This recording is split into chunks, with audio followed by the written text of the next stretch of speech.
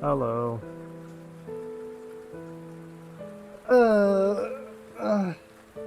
Long day. Slow day.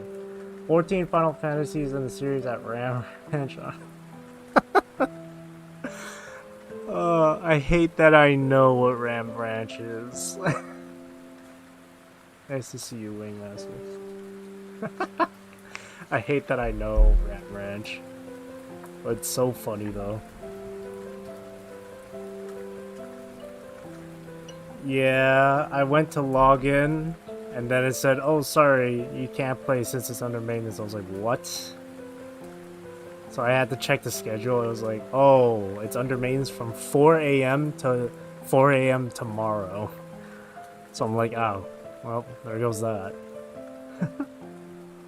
Then I thought about playing Yu-Gi-Oh, but I think the only thing I would do on Yu-Gi-Oh is like ranked, and I'm not really too, keen on doing that. At least not right, not at this time.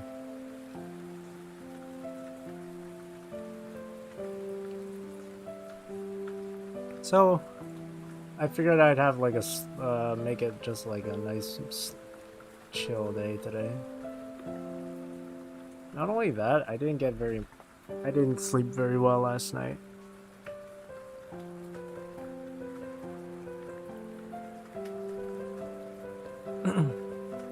So I feel like even if Final Fantasy wasn't under maintenance and I started playing it, I'd probably like zone out a lot.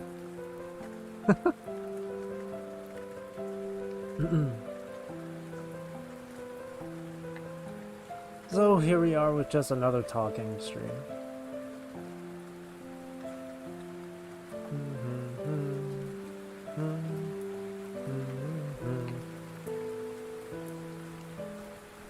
Same here. I woke up groggy because power cut out in the middle of the night. It was hot as there's no fan. That sucks.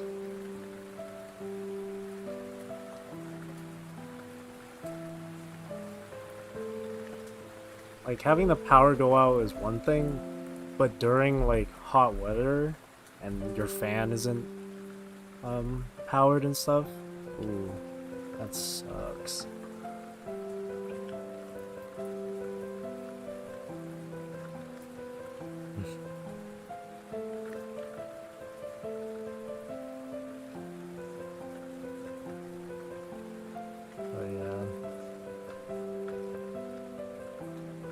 My eyes don't feel very good because of how little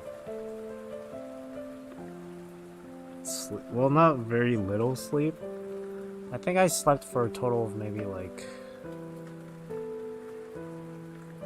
6 hours.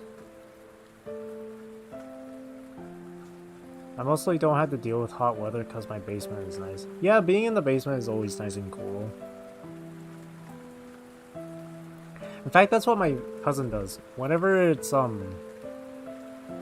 hot weather, or like summer, or maybe the spring, she would then move down into her basement and spend the 2 seasons there. And then when it gets to fall and winter, she moves back to her room upstairs.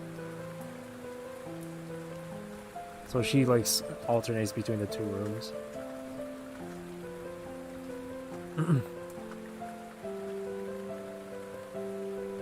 But yeah, being in the basement is really nice.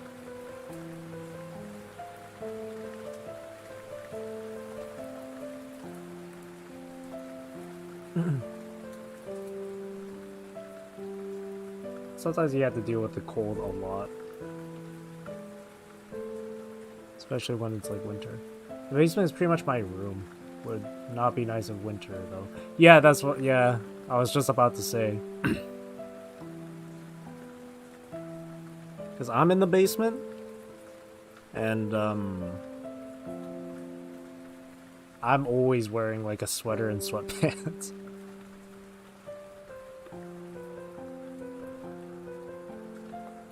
That'll soon change though, in like a month or two.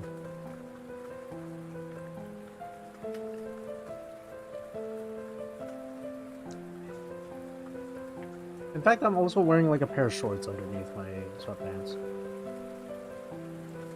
And of course, a shirt underneath my sweater.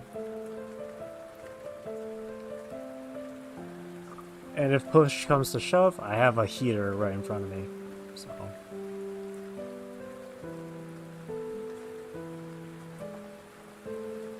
Sounds like a folklore creature.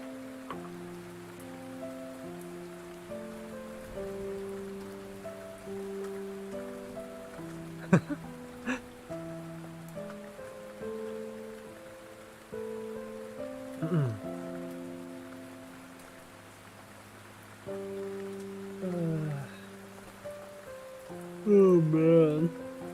Yeah. I gotta try and like sleep in at an earlier time today. Cause man, last night I could not sleep at all. I ended up falling asleep at 4 a.m. last night. What a coincidence, because that's when Final Fantasy maintenance happened. And then I woke up at around 10.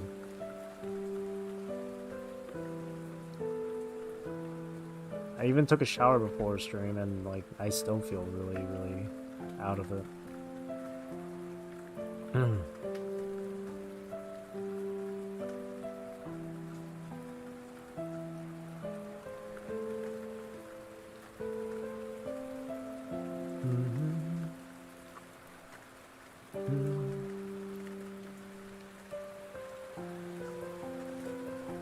I don't normally sleep that late. Of course. In fact, I usually sleep at around like 1 a.m. Maybe 2.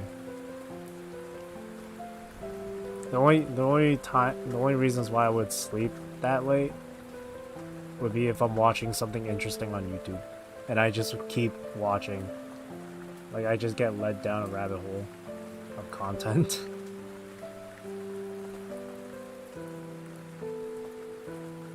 And I sleep at like 10 p.m. God bless you, Anno.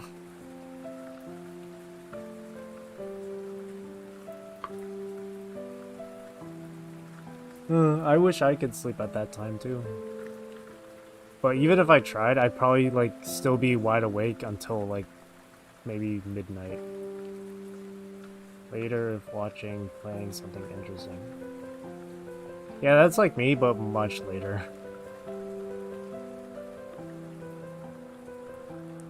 Like I would go to bed, or I would lie in bed at around 10 or 11 p.m. But I would always end up watching like YouTube or playing something, or being on my phone at the same time. So like watching something from YouTube and then playing a game on my phone at the same time, or playing a game on my console while being on my phone. I always multitask with stuff like that.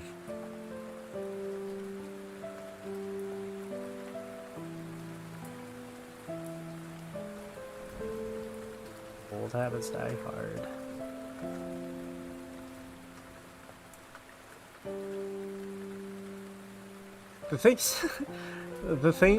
What I was watching last night too, that I just couldn't stop watching because it's so goddamn funny. I don't know if you guys have seen those like AI president videos, but those are hilarious. I try to turn off my phone at 8 p.m, then binge on a game, then once I feel sleepy I rush to bed and sleep immediately. Oh yeah. Yeah, everyone does it differently. When I really feel like I'm about to pass out asleep, then that's when I just immediately turn off everything and go to bed.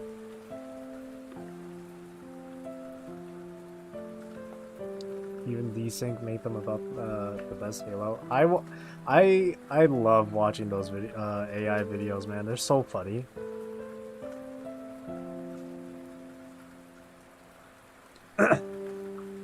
They're so funny.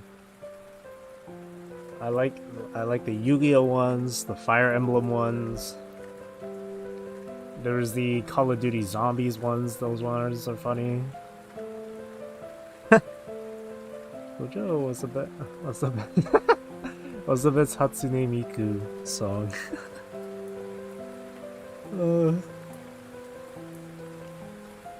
The Yu-Gi-Oh ones are funny too. I get to hear Joe Biden say "Dragon these nuts." That part lives in my head rent free.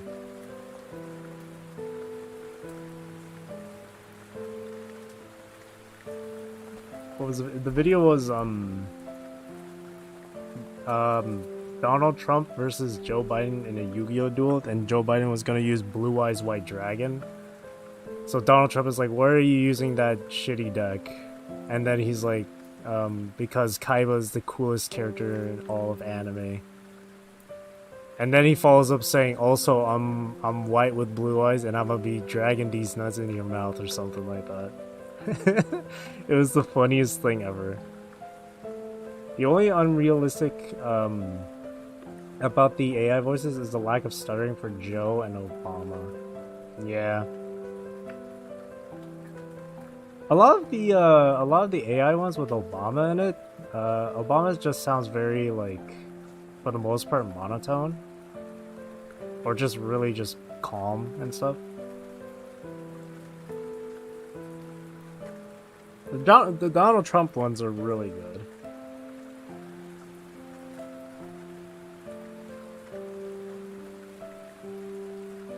Kawaii desu. Thank you so much. Kawaii desu. Domo arigato.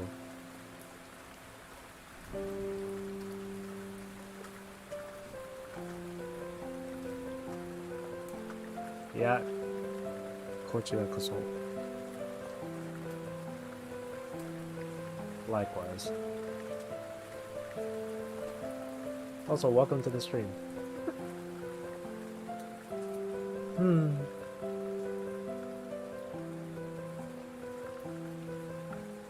But yeah, those AI videos are hilarious.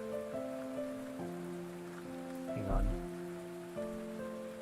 Like when I go to my I have a separate YouTube channel.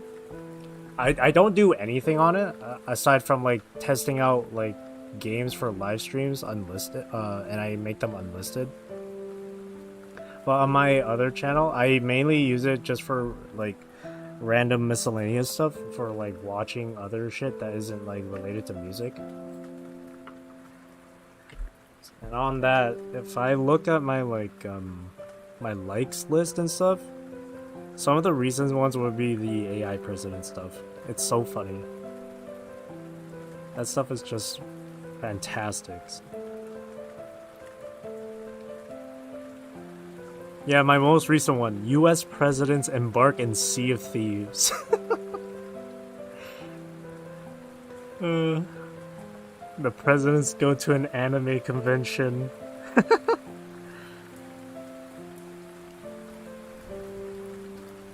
It's so funny.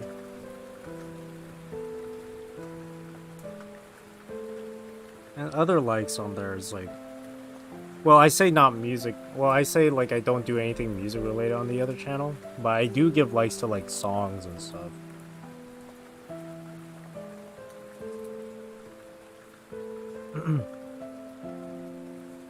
Oh, this video I gave a like was really interesting. The dark history of the Salem witch trials.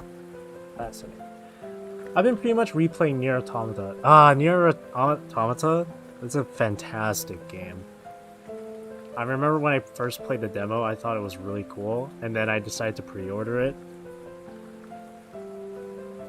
Fantastic game. I've played it over like 3 times now, I think. Yeah, the true ending, the very true ending. I don't want to spoil anything, but that was really beautiful. I really like what they did with the true ending.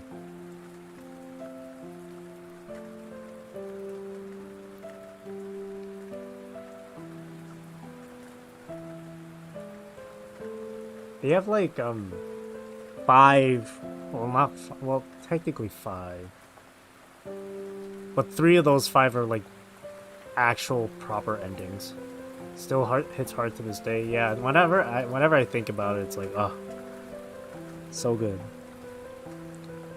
Yeah, there's the ending for the first route where you're playing as 2B, and the second ending is when you're 9S. And then the other 3 endings kind of like depend on what you choose and stuff. I love games like that where where your choices and your actions change the outcome of like the conclusion later on or whatever. I like games like that. They're cool. They're fun. Like you know, like Dark Souls or Dark Souls 3, Elden Ring, Bloodborne. Those games have that kind of thing too.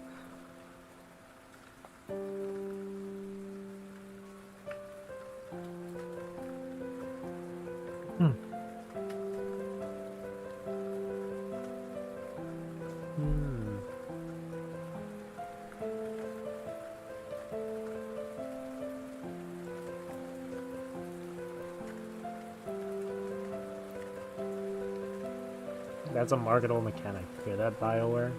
Telltale. The last time I played a Telltale game was, what is it? Tales from the Borderlands or something like that? I think that was the last time I played a Telltale game. It was cool. It was pretty cool. And it was funny. And then before that was The Walking Dead.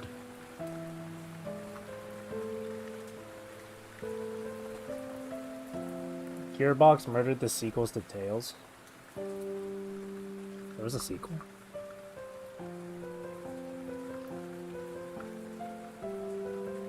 Yeah, all I've ever played was the first Borderlands, Borderlands 2, and Tales from the Borderlands. And I played a little bit of the pre-sequel, but I never, like, finished it. Because I kind of got bored of it. And 3, I just don't really have an interest.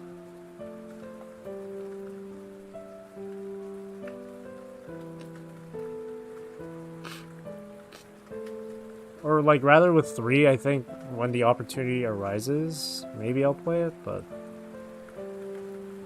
I don't have, like, a major desire to play it. Like, I don't look at it at the Steam store and like, oh, I want to play that. Yeah, it's horrible. They turned most of the characters in the first one into horrible people who didn't spend like an entire game's worth of character development. Oh wow, really? That's rough. Well, good thing I stopped at just the well, good thing I didn't continue with Tales, then.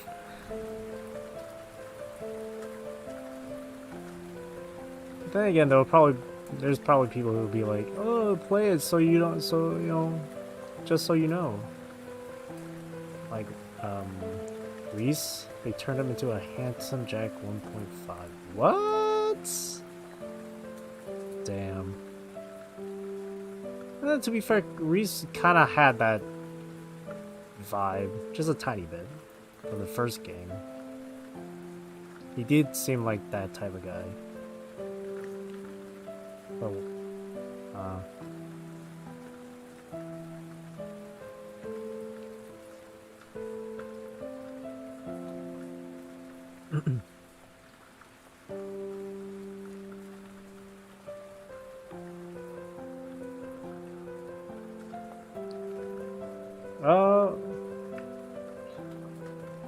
I think I remember I think it was in Borderlands 2. One of Reese's like friend, the guy with the glasses, he's in one of the DLCs, I think.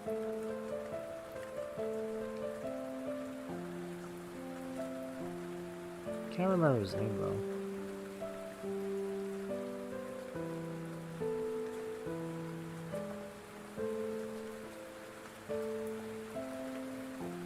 But he was alright.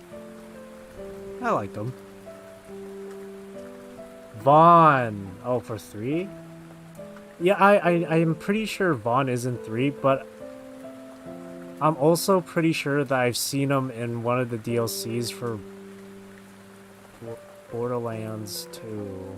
Or no. I swear I know I've played something with Vaughn in it that isn't specifically Tales or 3. Because I've not played 3 at all. I'm positive. I swear he was in like Borderlands 2 for a DLC or something. Oh wait, he was in Commander Lilith DLC. Yeah. He was in a DLC.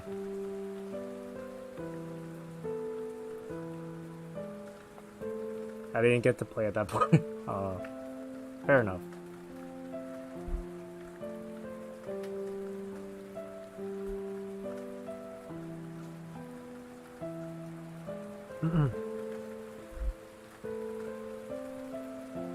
But yeah, I need to play them. The DLCs aren't that bad.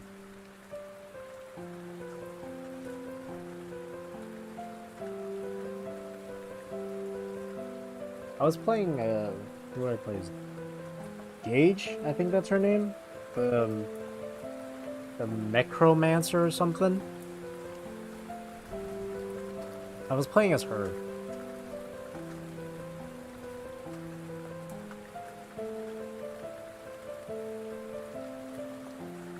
And I was, same. Yeah, Gage is pretty cool. I was playing through him, pretty much just by myself because because I'm playing on the PS4, and like none of my friends have a PS4. but back then in like high school, I did play the first Borderlands with 3 of my friends on the PS3. I was playing as Brick? Is that his name? Brick?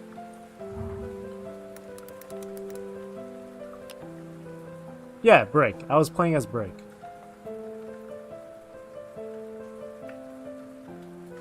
He was fun. Whenever there's just a ton of enemies, I just use ult and go running in. It was fun.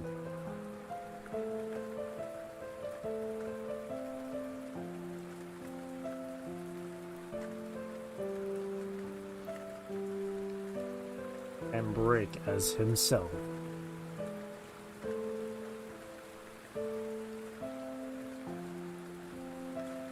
And whenever me and my friend needed to get one of those vehicles to get to one spot, we always make the vehicle color pink, and we would make our character skins pink as well. It was a fun time.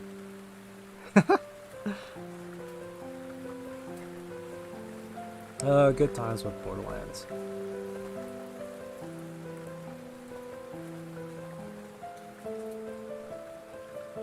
And in the second Borderlands games, I mentioned Gage, but I think... Oh, we also think it's a good camo for desert. Yeah. And I believe Borderlands 2... I said I played it solo, but... I played it solo when on my PS4. Oh, but on the PS3 I also played that with friends, Borderlands 2. And this was before Gage or the that Psycho dude, I can't remember his name. The Psycho character were DLC characters or new characters added into the game. So in that one and 2 I was playing as Zero.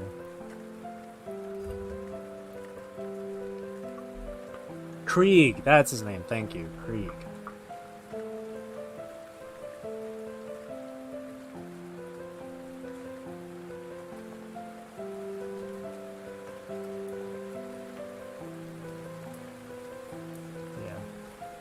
Borderlands 2 was like the peak, I think. I'd say. Zero was cool. Zero was fun to play as.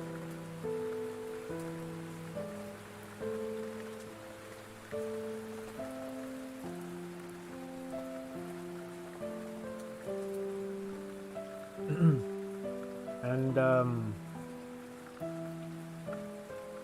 it was with the same 3 friends that I played with for the first Borderlands game.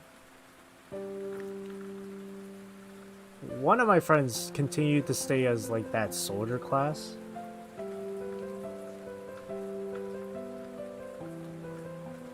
Like in the first game, he was Roland, and then in the second game, he was the other soldier dude with the turret.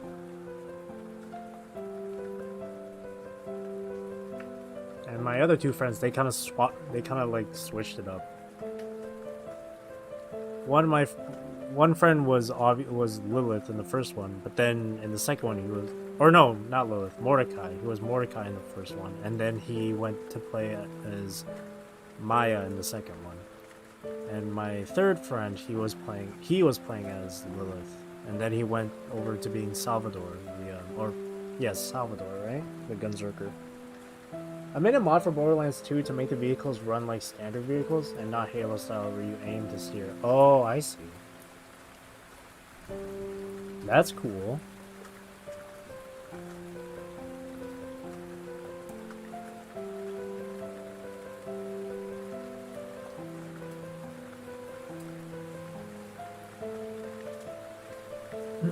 I don't normally...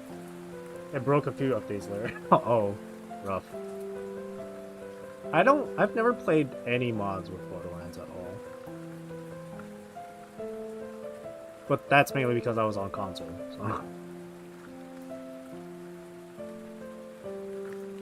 In terms of like mods on video games, I think the only ones... for sure Left 4 Dead 2. But that was mainly for just like... for audio and visual. Oh, but I did also play like custom maps as well. The custom maps were pretty cool. Like there was this one custom map I played. It was like set in Japan or something. That one was really cool, and we had to escape from the roof of like a school building or something.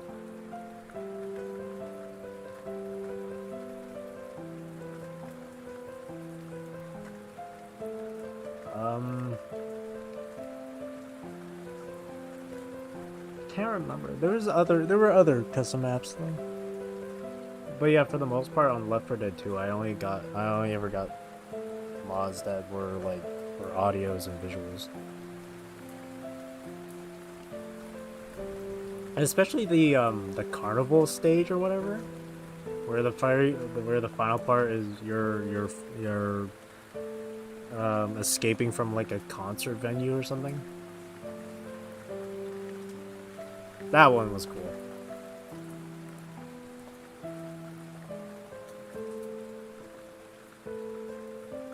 And other than that, those are the only mods I ever played. I'm gonna double check with my Steam library.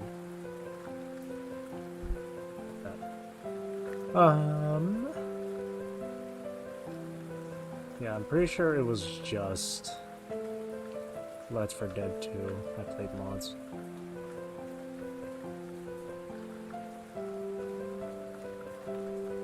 Yeah, it was just Left 4 Dead 2.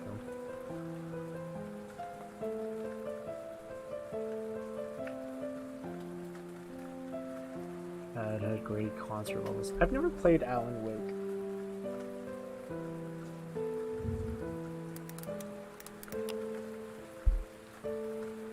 Alan Wake.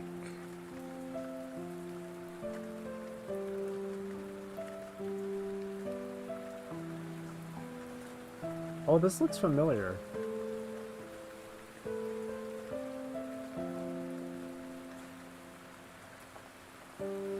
Oh, I think I've seen gameplay of this before.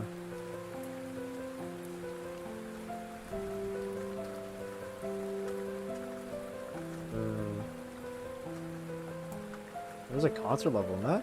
Whoa. There's like Alan Wake's American Nightmare. Huh.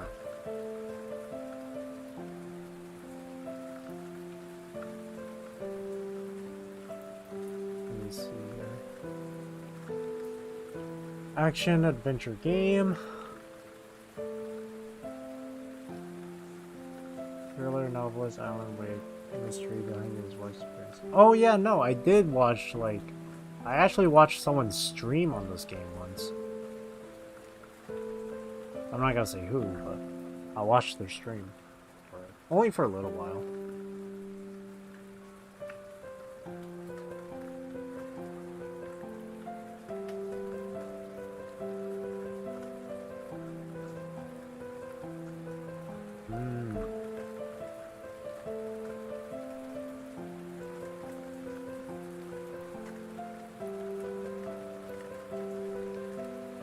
Generally favorable reviews.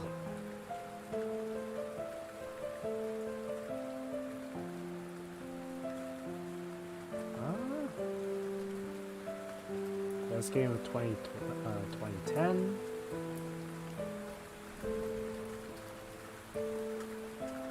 Best Xbox 360 game of 2010. Alan Wake, best horror game. Nominated for best story and coolest atmosphere, most innovative gameplay, best character. That's cool.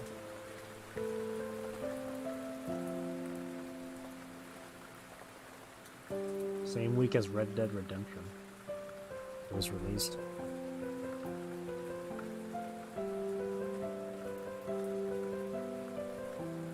Oh, there was even a TV series.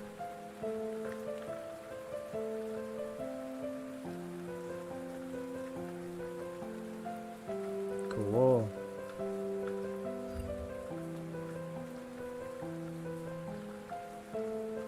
Let's see.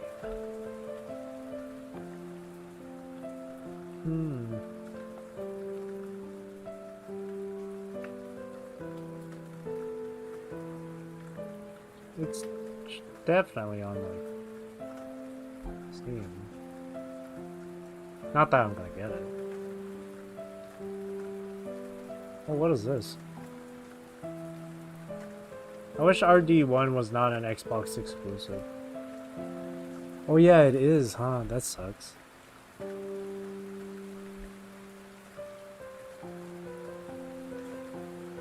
Oh yeah, I see it. Yeah, Red Dead Redemption 2 is on PC. But not the first game. Speaking of game...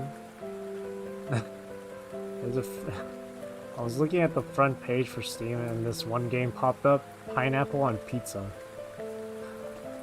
What is this? Can a video game convey a flavor? That's so random. Dark comedy. Psychological horror? Dark humor? It's so weird. Tower pizza? No, the game is literally just called Pineapple on Pizza. Like, I'll show it. Right here. Literally just pineapple on pizza.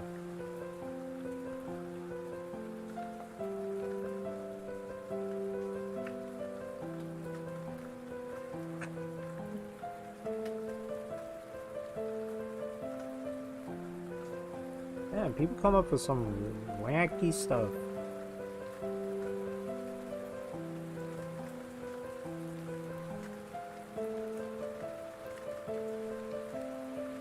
The murder of Sonic the Hedgehog.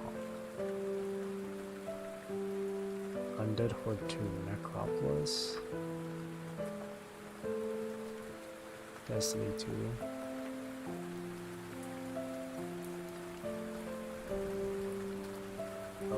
If money ain't an issue, so are floods and figuring out ventilation. I want the deep basement, or an underground room that is accessible through a rusted truck's hood. What the heck?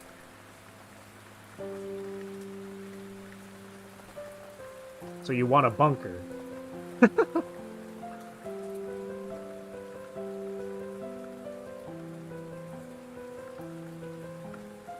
That's cool though.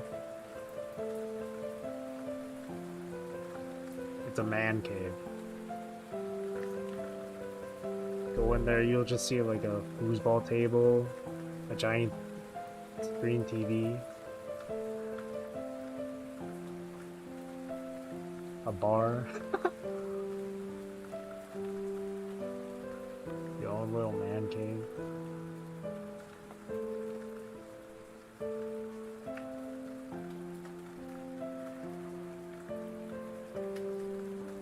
But yeah, that would be cool. Like a little getaway spot for you. Whenever you have free time and just want to like lounge around and stuff.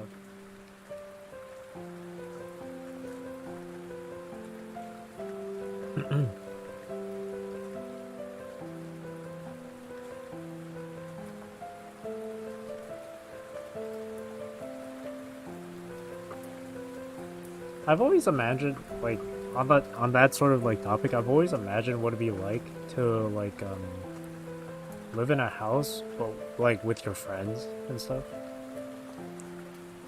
I would always imagine that with my friends. We would always talk about it too. We'd say like, oh, we would have movie nights or like Yu-Gi-Oh! Duel nights. Yeah, like roomies, yeah. Like 3 or 4 of my friends in like one house. We would sometimes talk about it whenever we hang out. Like whenever we go out for dinner or something. And we all agree it'd be like a fun time. It'd be cool.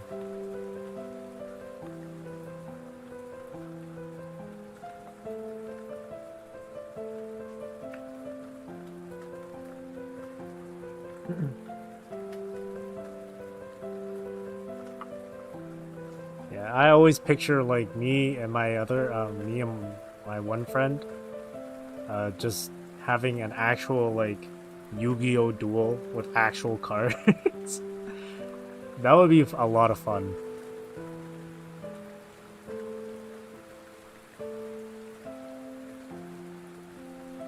It's crazy how expensive some cards can be though.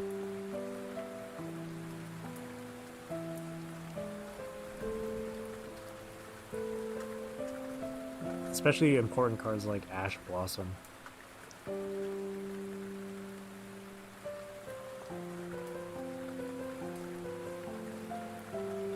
Like, hang on.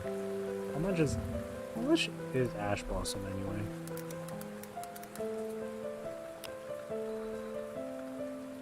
TCG player.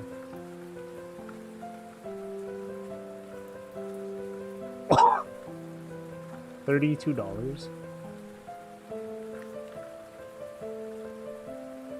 Unlimited market price is around $30, but the first edition is $66. Hey, yeah. Like a setup of 2 fire trucks / linemen, bucket cranes, a stage in the middle with TVs to display cards. Oh, that'd be fun.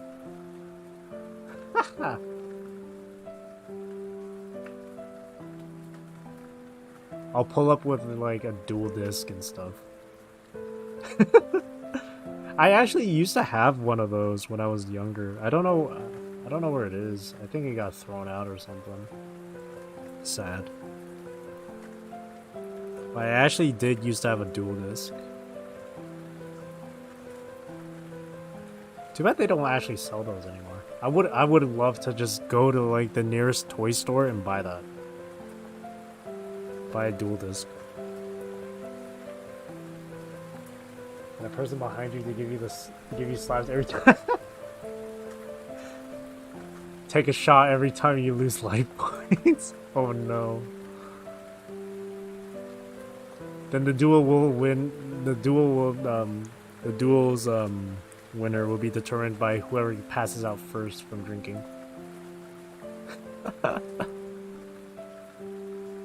Slaps. That's funny.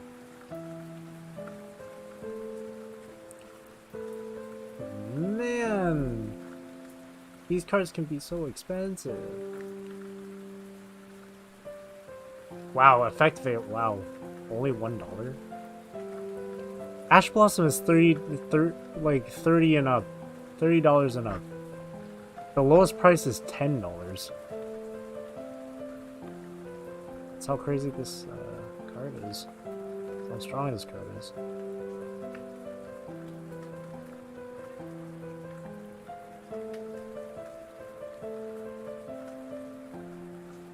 Oh, but then again, I'm looking at a specific version of it.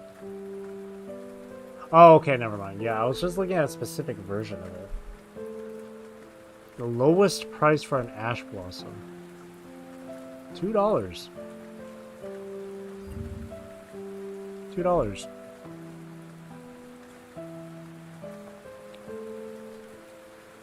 Wait, what? Deployment demand up as Ice Jade's Synchros. Wait, Ice Jade's get Synchros?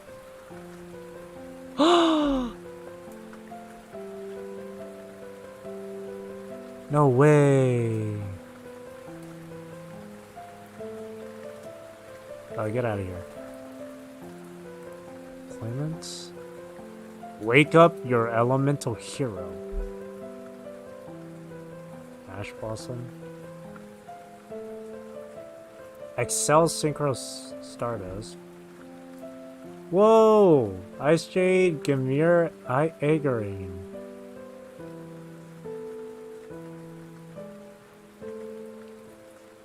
Ice Jade's got new support. Holy crap.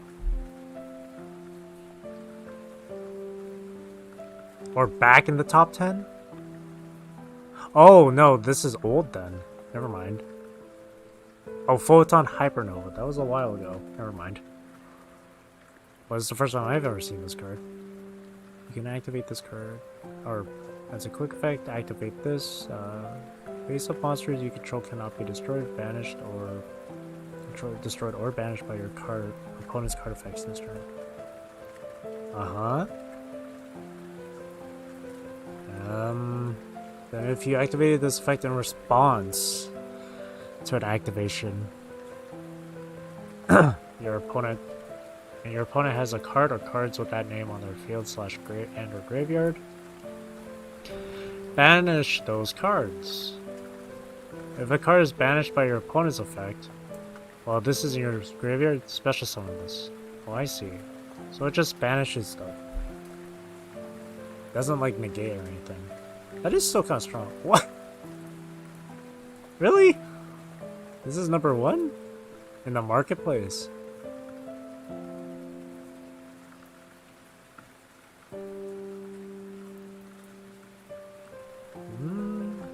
It's like $5 though. That's still kind of pricey.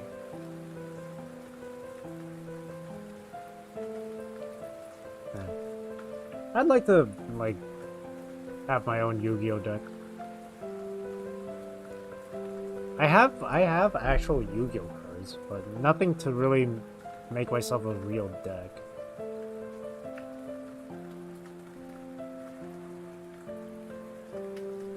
Nitrod's Red Eyes Darkness. Cyberstorm Access? What is this?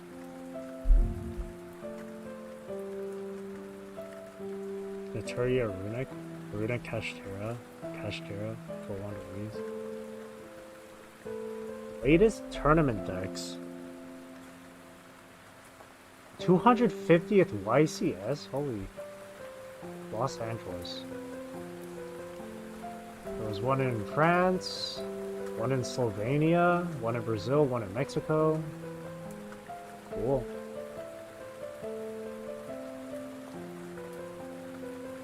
What are these cards? No way. Is that what I think that is? Hang on.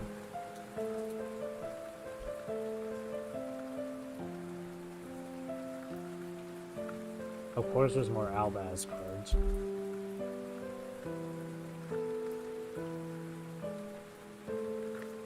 Oh, the Chaos cards are cool.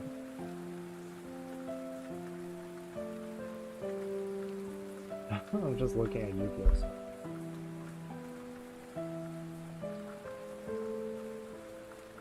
So Tell me there's like new Dogmatica stuff. Is there new Dogmatica stuff?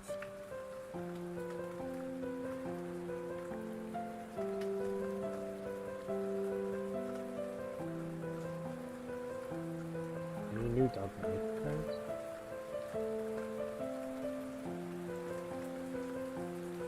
Let me see.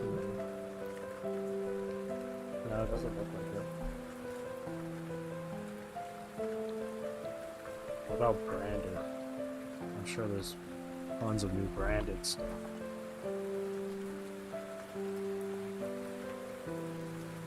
Expulsion? Banishment? Branded sword? Branded brawlers? Oh wait, that's from Magic the Gathering.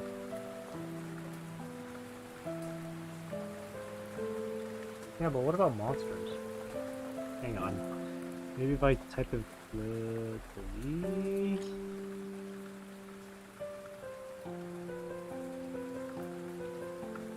Or maybe, hang on.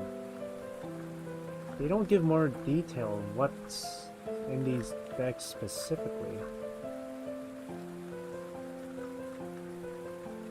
Or in these packs specifically.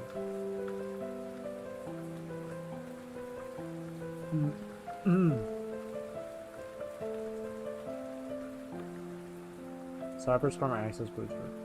$71. Yeah. Kinda crazy. Not something I'd be willing to spend though. Nanodome? Oh, it's for that. Nemorelia. Dreaming Nemorelia. The Sleeping Beauty Tower of Nemorelia.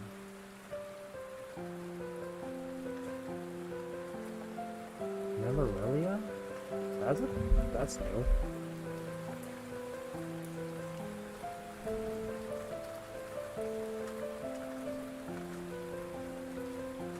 Nemorelia. Oh, no wonder that sounds so familiar. Nemure in Japanese is the word for sleeping. Oh, no wonder that sounds so familiar.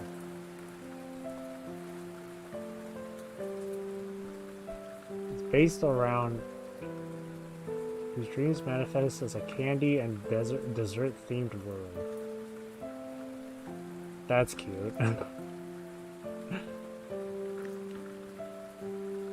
It's like it's a more tame version of Dream Mirrors. Battle between Dogmatica, Alba reaches its climax and has fallen out of his fusion. Albion the Incandescent Dragon. There's no art for it.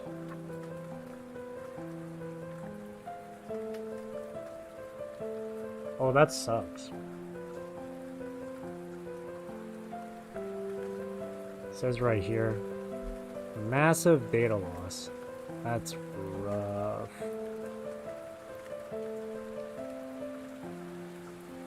So you can't look at these more specifically. New members and support for a lot of different archetypes. Wow.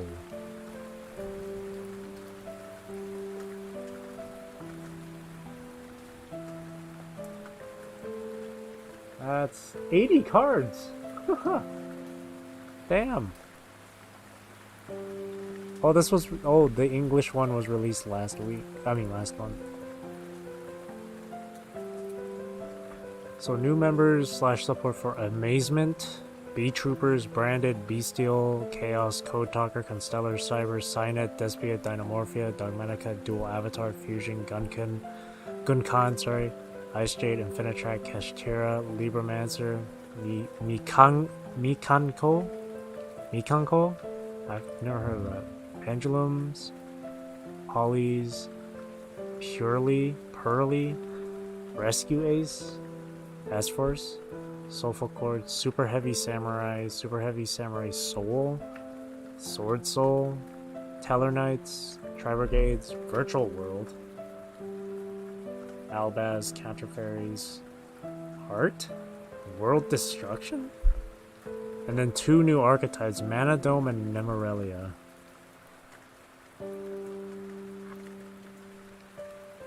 What are these new cards? What is Mikanko? It's a complex wordplay with multiple references. It is an alternative reading of Mikanagi, court lady who serves in Shinto rituals. This is a synonym for Miko. Also a play on Mikan and Ko, Citrus Girl. Ohime, the manifested Mikanko. Oh, cool. Hare, Nini, Furi, Ohime. Just chatting again? Yeah, just chatting. I was planning to play Final Fantasy XIV, but it's under maintenance. Which I found out like 45 minutes before the stream started, so decided to have just a nice chatting stream. Mikanko is a ritual monster theme focused on doing battle and using various equip spells.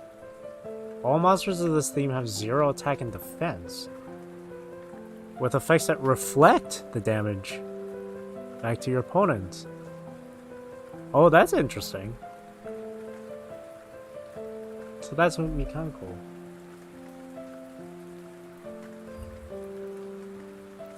Fallen of Argyros. This is... Oh, come on, really? This is part of Sprites? Eesh. Guiding Quem the Virtuous. Oh, is this supposed to be... I see. I think this is supposed to be Ecclesia. You just can't see the image. Dogmatica. The lore! The story for this is so cool.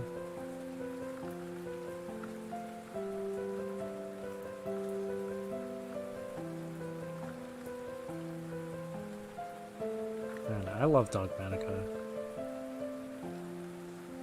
Dogmatica is so cool. A great country existing in the abyss, the Dogmatica Nation. A girl raised by the church from a young age, controlling the power of miracles through the stigmata to annihilate the heretic. From promotional material. Dogmatica, or Dragma for the Japanese.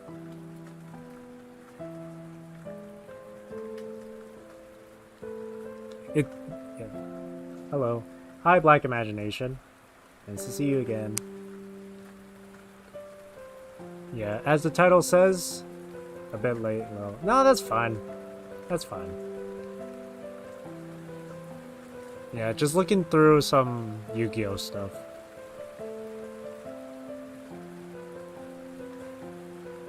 Dogmatica. Seriously, the story with like Dogmatica and Albaz and all that stuff is literally like a fusion of Final Fantasy and Dark Souls. I swear, it's... The lore is so cool. The story is really cool. Yes, there's story being told in the cards, and the artwork of the cards.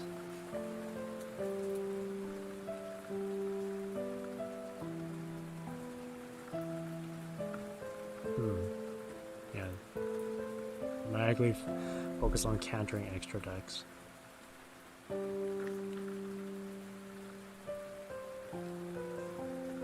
Day 2 of asking Zera to play Darkwood. Don't worry, I'll play it. At some point. Not sure when, but I'll play it. Don't worry. I still remember. Hello, Darthbeam.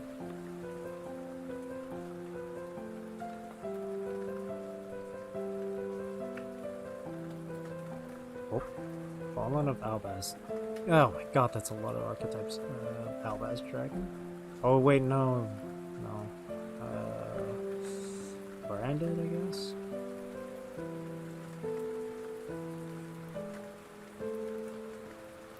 The branded cards serve as a connecting narrative thread between many of the themes introduced throughout Series 11. Series 11! Feeling sick today, so I left school a bit early. Oh. What is it, like a cough, a cold, or anything? Don't have any lessons after 1 anyway. A cough, a cold. You got stuffy nose, what is it? Ah, it's the flu. That's rough. Yeah, just get plenty of rest, drink plenty of water. And of course, medicine.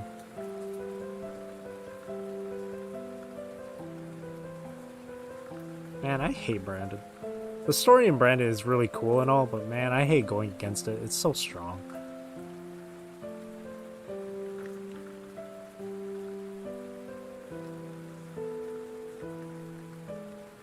That is what they always say. Get well soon. Get well soon either way, man. Abyss storyline. Holy crap. This entire section here is the Abyss story. And then there's Dynamorphia. There's Punk. There's a story with Punk? I almost died today. Really? What happened? What, did you almost get hit by a car or something? Deepest lore. Yeah, it's crazy. Look at this. Next to, like, World Legacy, this is a lot. I was hiking. Oh, shit. You almost had a fall then? Near a stream. Oh! Yikes.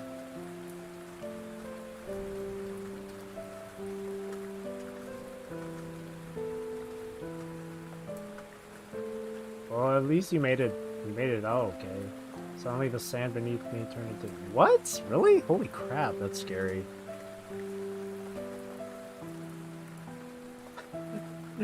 Time to add that to a list of reasons why I don't go hiking.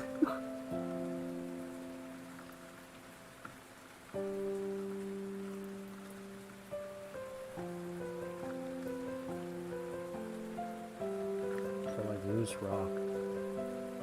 Yeah, that's scary.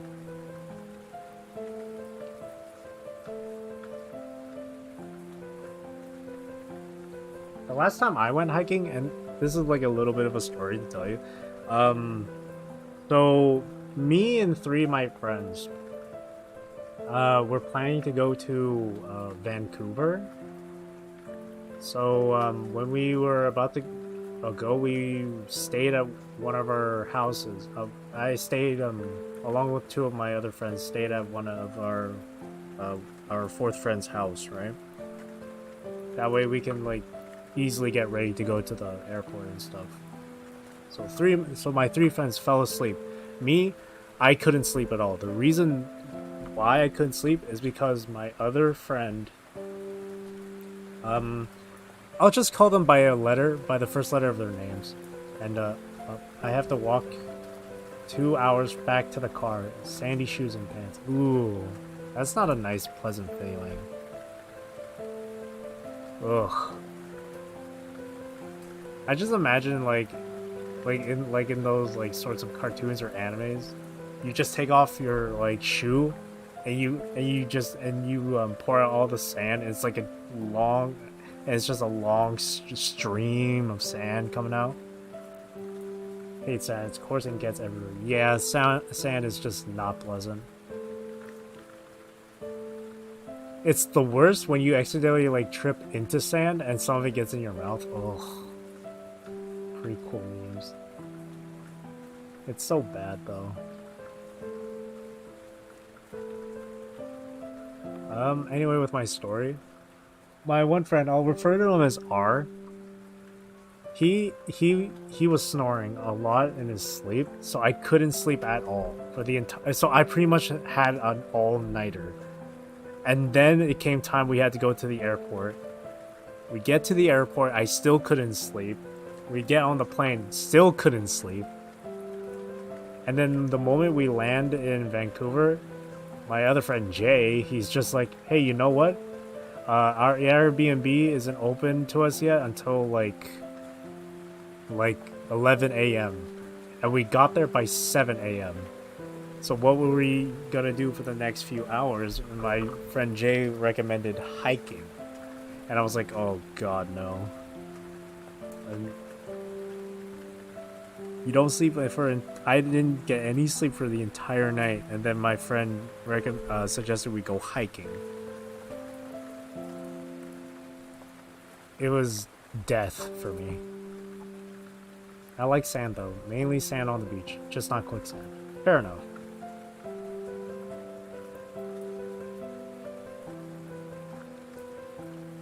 Well, I mean, still, sand gets everywhere. See, if I ever went to the beach, you're 100% I'm just gonna be in the shade the entire time. Like under an umbrella, or maybe I'll just go at one of the nearest, like, kiosks and just stay there.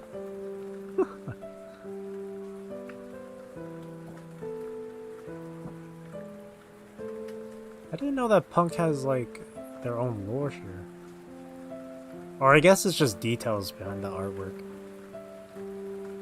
Exo Sisters, oh, that one makes sense. Adventurers. Fluwanderees, really? Gunkan? Magic Key? Ogdoadic? Sulfur Cord. I figured as much with Earth's Arctic and Tritrons. Amazement. Not as bad as it can be. I once stayed up all night to play Overwatch. The next day, the PE teacher said we were running the mile. Oh, God.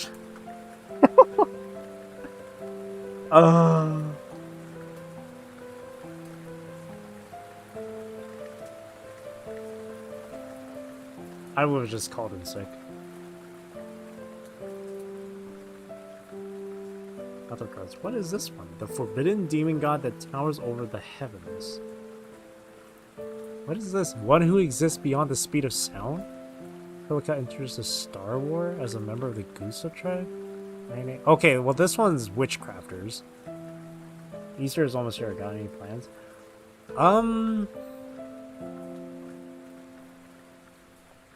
Easter, huh? I'm not sure. Probably just something to do with family. Like, probably eating... Like, probably just having, like, a family gathering for Easter, maybe? That's probably what's gonna happen. If it does come down to that, then I'm most likely just not gonna stream that day. I fell 3 times during that. Yay, family.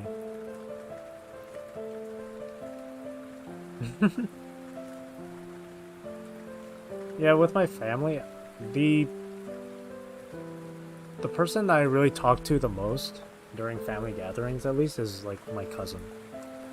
I'm usually really quiet when I'm around family. All right, Holy Week is now. Time to buy meat for low price. Ooh, shopping.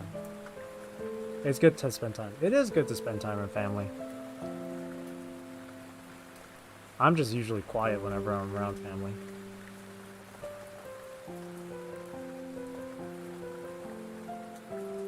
Going home this Easter as well. That's good. Yeah, spend time with your family any chance you get. Spending some time with your girlfriend. Hey, why you gotta bring up relationships like that, man? It hurts single people like me. I'm kidding. I'm kidding. That's nice.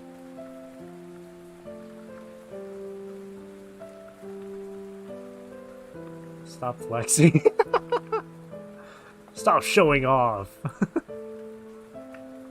But that's nice.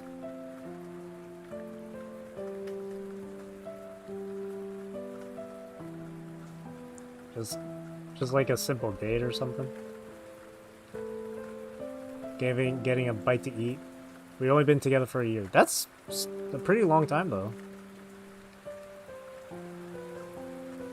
I have a friend who's been dating his girlfriend for like ever since high school. So it's been like nearly 10 years. They're most likely going to get married. More power to you. And my cousin, it's funny. My cousin is actually dating a friend of mine that I've known since high school too. So when I first saw them together, I was like, "Oh wait, you two are dating?" And she's like, "You know each other?" It's like, "Yeah, we went to the same high school." And they've been dating ever since too. But yeah, 1 year, that's cute. I wouldn't, I don't know what that's like.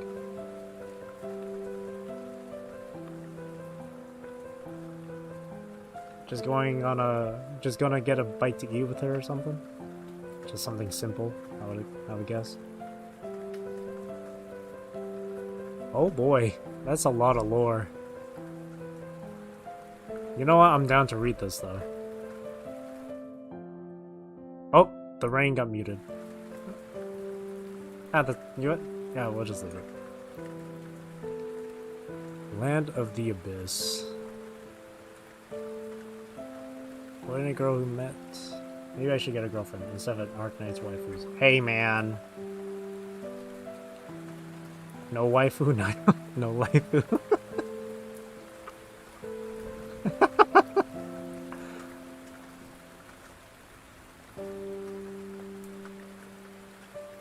Boy and a girl who met at the Dogmatica Nation. The waves of fate that engulf them only grow larger and more violent as many different factions get involved. The story of Albaz and Ecclesia.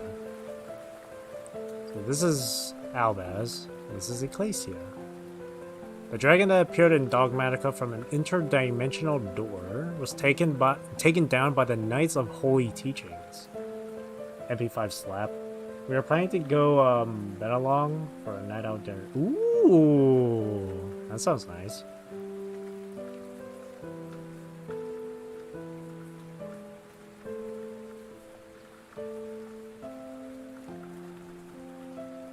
It's not like super pricey, is it? Godspeed. If it's super pricey, Godspeed.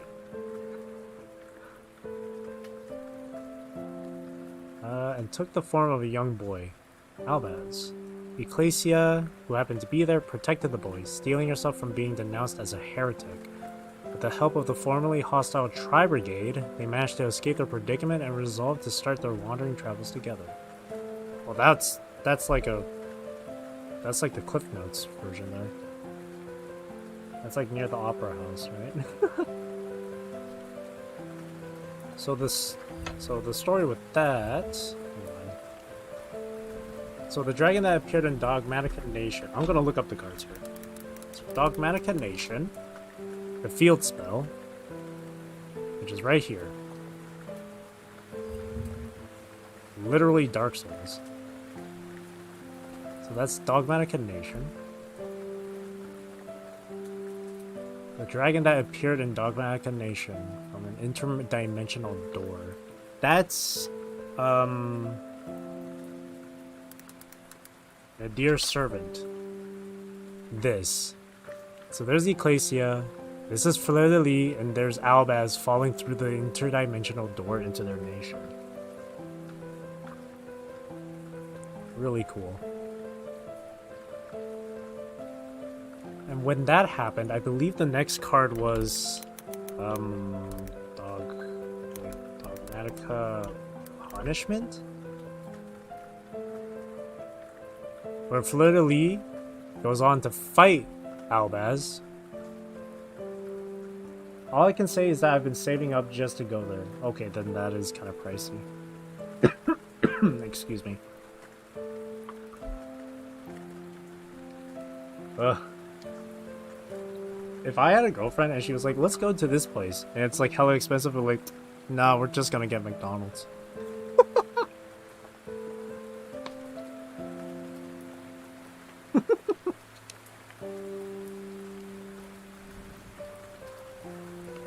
Or better yet, just be like, oh, we have food here at home. Just make food here.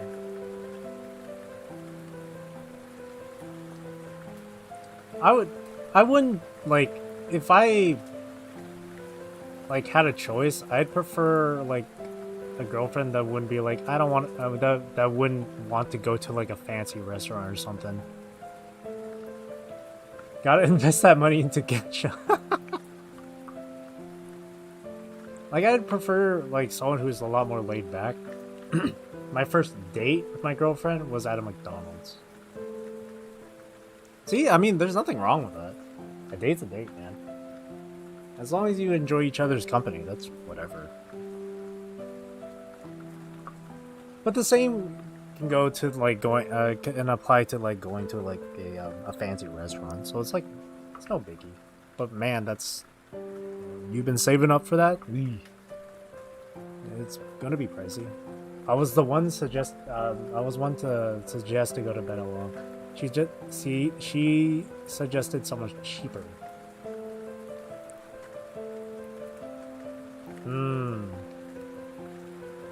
Well, hey, man. If it's something you wanted to go for, yeah. It's like what Wingmaster said earlier. More power to you.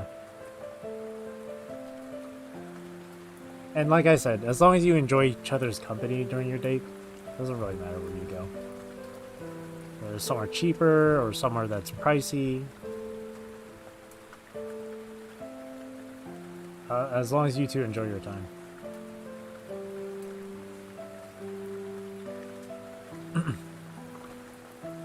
So, okay, yeah. So Albaz fell from the door in the Nadir servant art. Oh, and Albaz was in the form of a dragon, Titaniclad, right? Titaniclad. This was Albaz when he was falling through the door from Nadir's servant. And then Punishment is where Fleur de Lis, this girl, Fleur de Lis, decided to fight him. Saw him as a threat. That's cool.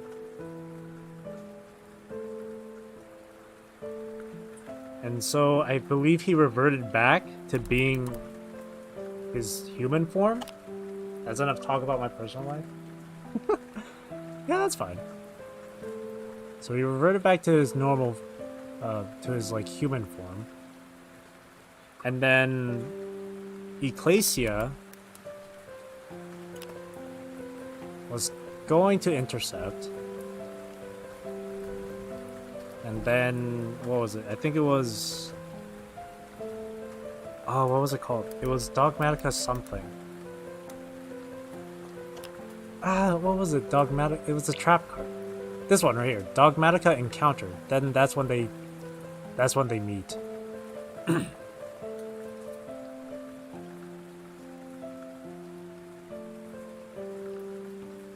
See, these artworks, they tell a story, man. You just have to piece it together. Or look it up online. And then I think the next thing was,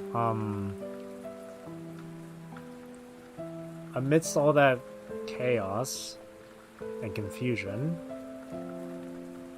I think the Tri-Brigades came in as well. These guys are pretty cool. Tri-Brigades. Or as I like to call it, the Arc Knights archetype.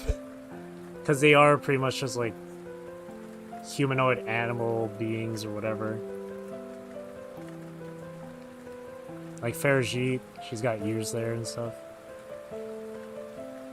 Karis is like a bull. There's Kit. This is Farajit's little sister.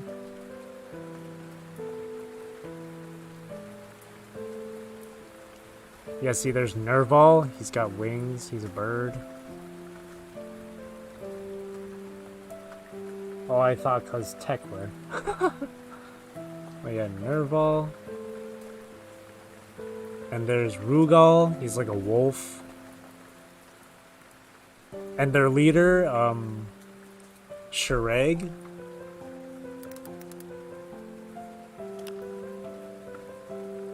Look at this guy! So cool. Oh, Reddit. Look at that. Shireg, the Tri-Brigade leader.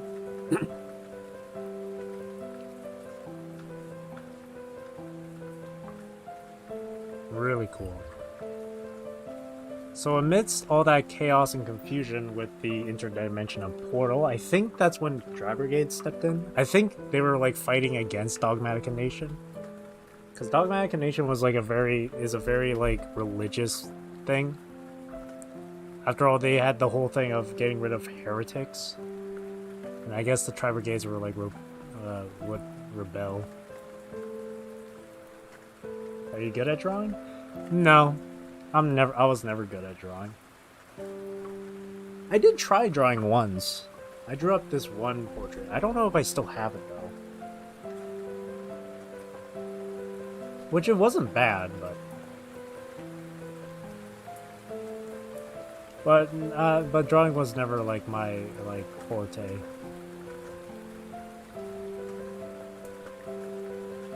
Art is art. Art is art. That's right. I will draw a stick man and then have it framed up in my room. I want to see. Like I said, I don't know if I still have it. Also, I'd have to take a picture of it.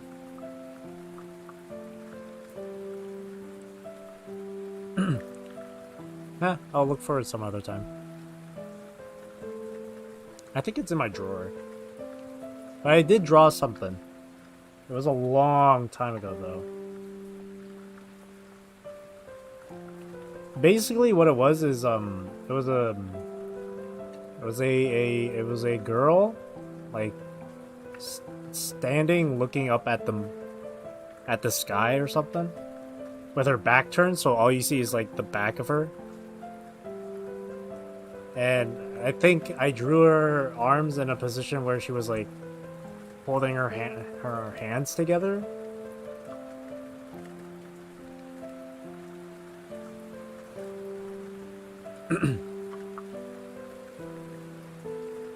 Both the raining in the stream and the raining on the outside is tripping me up. Oh, sorry. Okay, you know what? I'll do this then.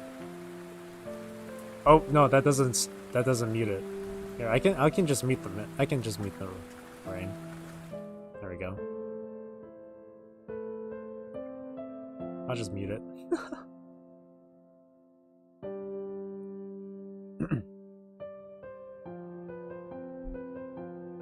So the Tri-Brigades jump on in for the fight. And then it was, what was it? Tri-Brigade Revolt? Was it Revolt? Sorry.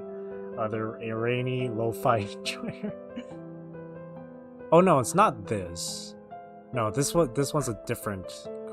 What is it? Spell correct.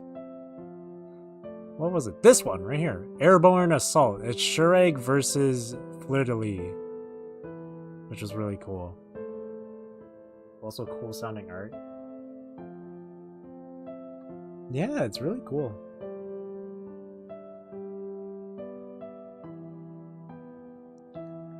And then there was Dogmatic. No. Was it What is it called? Right here, Tri-Brigade standoff. So that's when Ecclesia wanted to help Elbaz, but then the other soldiers from Dogmatica, that's Dogmatica Ashian, came in to execute him, and she was like, "No, don't do it. He's just a young boy. Like, he's around my age. Don't do it." And Tri-Brigade is like, "Nah, we ain't letting you do shit." Dogmatica Ashian. These guys. So these guys are supposed to be like a group of assassins. Which, fun fact, Ashian is derived from the name of I think it was from Hassan-i Sabah. Hassan-i Sabah. Yeah, the name was derived by this guy. Ooh. Founder of the Nazari Assassins and their doctrine, yeah. Cool stuff. So that's Dogmatica Ashigan. And Dogmatica Nation's leader is Maximus. This guy. And they have other followers as well. Man, how can you remember all the names? Dogmatica is like my most favorite like deck. One of my most favorite decks to play. So I remember the names because I played the deck a lot in Yu-Gi-Oh! Master Duel.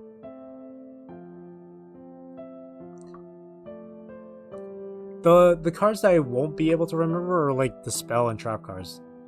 But when it comes to like the characters though, I can remember them pretty easily.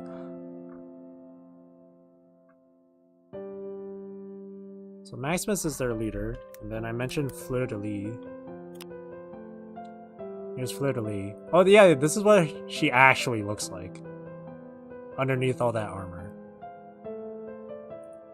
She's a beaut. Oh, look at that. That's Fleur de Lis. And then there's other Dogmatica people. When you like someone, when you like something, not someone, you become good at remembering its details through passion and interest. Waifu material for sure, for sure. Yeah, Fleur de Lis is pretty, man. She's gorgeous. Then there's other Dogmatica guys like Dogmatica Theo. And then Dogmatica Adden. The Enlightened. Someone works too. Yeah, someone works as well. I just go by God, Shiny Knight, Big Sword, None, etc. Hey man, whatever works for you, right? So that's the Dogmatica people. And what is this? Oh, Fleur de Lis and Bergie. Oh, it's like they're in a high school setting. Who's their teacher? Is that Adden? That's cute. So, what happens next? I think what happens next is that Albaz here, he turns into a different dragon, because that's his ability. In the story, he has the ability to transform into a certain type of dragon based on his surroundings or something, or based on the energy he absorbs, which is interesting because that's the playstyle of the card. Because what the card actually does too is the same thing. Fusion summon a fusion monster, which is the dragon form, using materials on either side of the field, which is him using the energy he's absorbed to transform into that dragon. Although I have yet to meet a person who remembers their ID number. I know they exist, but they're scary. Oh, like this. Like these numbers. Eeh. Password. Card database. I see what you mean.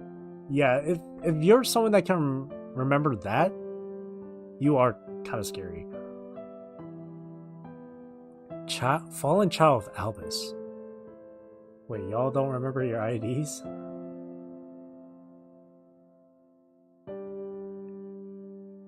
I think they were referring to like ID as in like specific things for like say Yu-Gi-Oh or something, like the specific cards.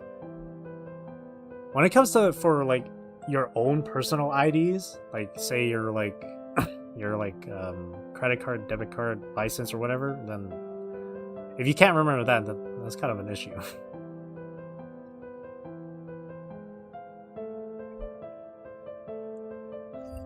So Albaz, with the energy he takes in, becomes Brigand.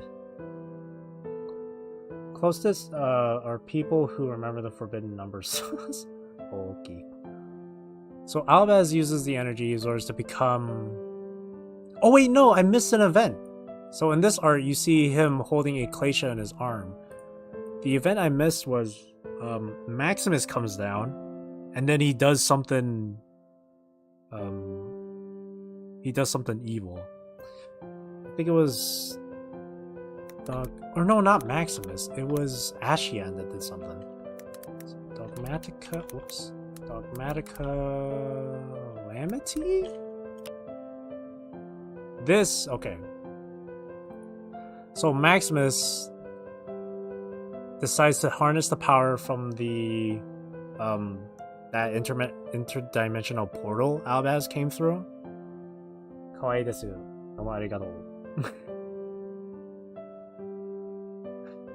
Thank you, Songwan.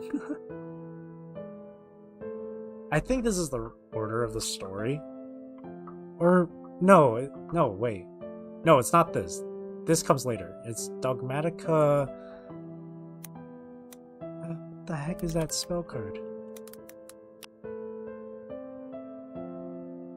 This one, Dogmaticism.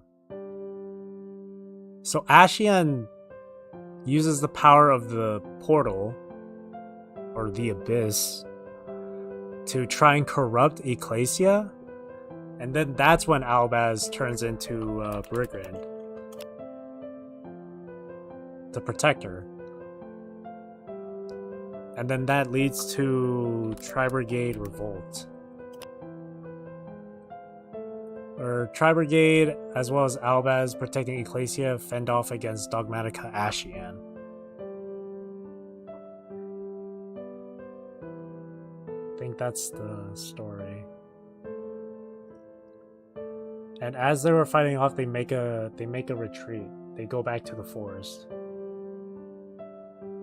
Yeah, they run off to the forest, and that's when it's sounds complicated. Yeah, it can be.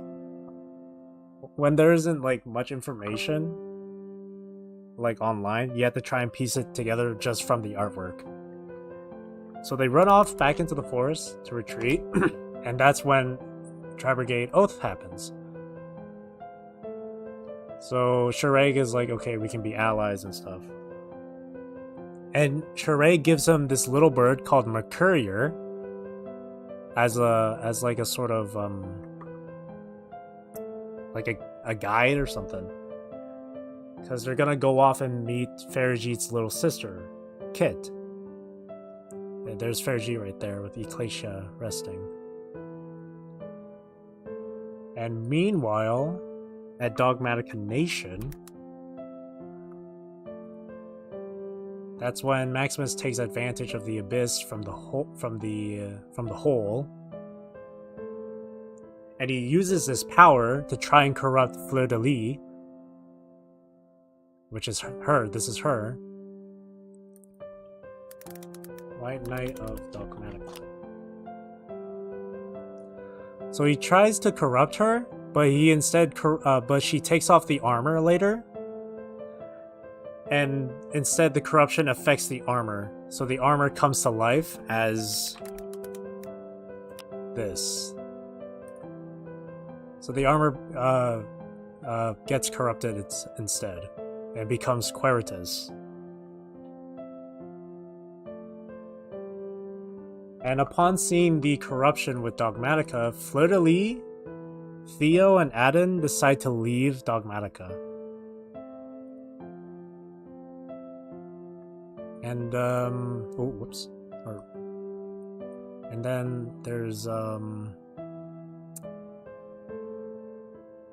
think and Ashian, Dogmatica Ashian gets corrupted too, and he becomes ad libitum. This guy. He becomes ad libitum of Despia. And since Ecclesia left, they had to use a different person as a substitute. So there was Dogmatica. Man, I can't remember the name. Right here, Dogmatica Genesis. So okay, this was before the corruption. So I got the timeline. I got it a bit wrong. This happens before all the corruption stuff. But this was also after Ecclesia and Tri-Brigade and Albaz left. So he appoints this girl here as the new, as the new Ecclesia, basically. And then he does the whole corruption thing. And corrupts her and makes her into White Relic of Dogmatica.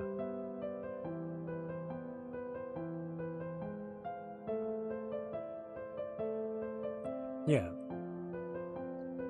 Which is the counterpart to Ecclesia. That's why they look a bit similar. It's a long story.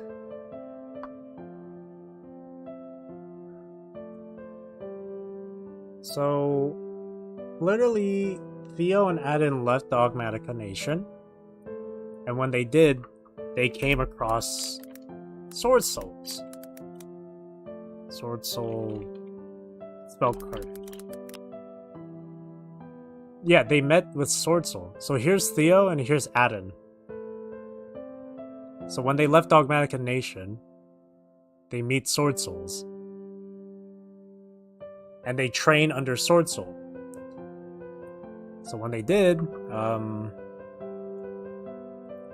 they changed their names. Well, not change their names, but they have a different appearance.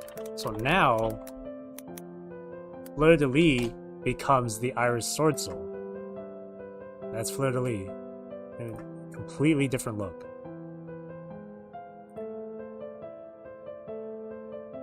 Really cool. And then there was Theo and Adin. What was it called? The Sword Soul something? Right here. The Golden Sword Soul. So there's Adin and there's Theo. So they trained under Sword Soul. And then we move on to the next part of the story. Albaz and Ecclesia leave to find Kit through the guidance of Mercurier. And right here, yeah, thanks to the guidance of the mechanical bird Mercurier, given to them by the Tri-Brigade, Shureg, the pair arrived at the Great Sand Sea, where they were ushered in by the Spriggans. The two finally earned a brief respite, but in the land of Dogmatica that they left behind, a horrifying ritual was being performed. Oh, I got it wrong. So they went to the desert, and then the corruption happens. And after the whole corruption thing, Dogmatica Nation becomes something entirely twisted.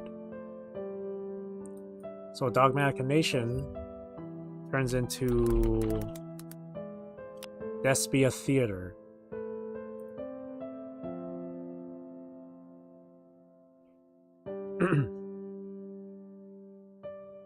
And yeah, it says here that the stigmata that Maximus bestowed upon his countrymen were concealed brands for them to host until the day of gospel. Cannot understand a thing, but I'm still having fun. Yeah, it's a lot of info.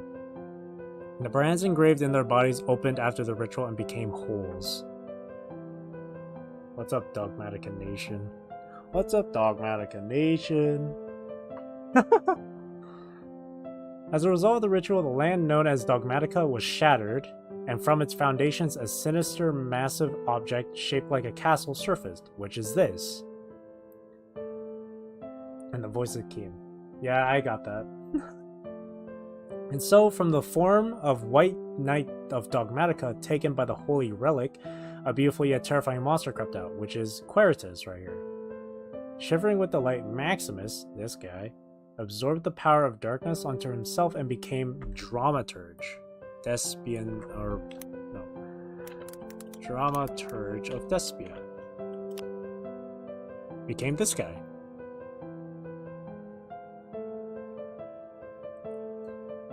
Finally, the front lines where Shureg and his allies fought to the death against the Knights of Holy Teachings collapsed under the frenetic attack from the Despians. Cool. So this entire time, Maximus just wanted to use the power of the brands or the stigmata, which I believe originated from the interdimensional world that Albaz came from, I believe. Yeah, but right here, Maximus looked up to the firmament in the sacred land of Dogmatic Nation. He finally moved towards carrying out his long-desired ritual. Consisted of a forbidden technique to awaken the brands that his countrymen bore. So like these symbols like on their hands or on their forehead or whatever. Which they happily boasted as stigmata in order to make dark powers erupt from the opened hole, which is the portal that Albaz came from. As Maximus slowly opened his crossed arms, a wave was unleashed from the hole in the skies that engulfed the entire nation like a massive maw. In a mere instant, the civilians, soldiers, the entire nation altogether was transfigured into Despias, actors of tragedy. And that's where the name Despia comes from, because it's like it's a combination of Despia, despair, death, and thespian. The cards stem from theatrical elements and drama. So that's why his name is Dramaturgia. Dramaturgia. Or Dramaturge. So they all have that. Like ad libitum. There's also Alibur, the Jester. Despian Comedy, Despian Tragedy. Yeah.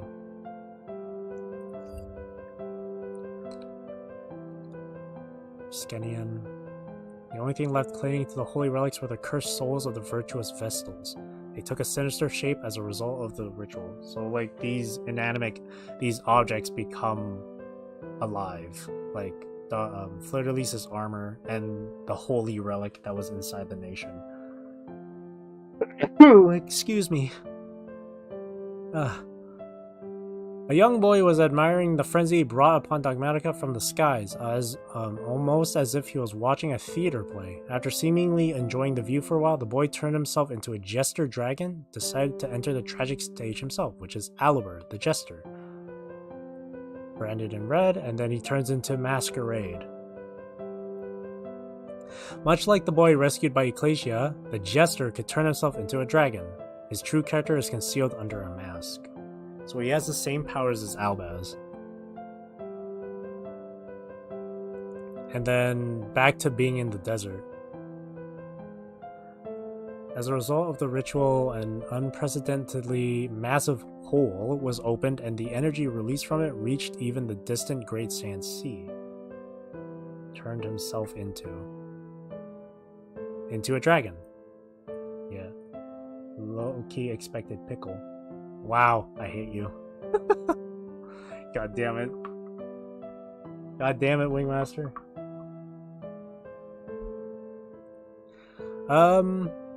Then the ruler of the Great Sand Sea that feeds on holes and hosts them in its body, Supreme Sovereign Serpent of Golgonda, rampaged as a result of the influence of this energy.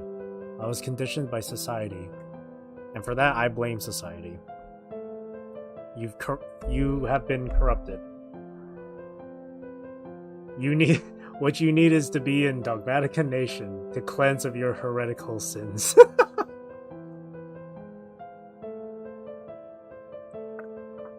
Furthermore, whether by chance or necessity, the boy caught in the after effects of the wave transformed into the red-hot dragon Albion, engaging in a rampage, dragging in even his abilities.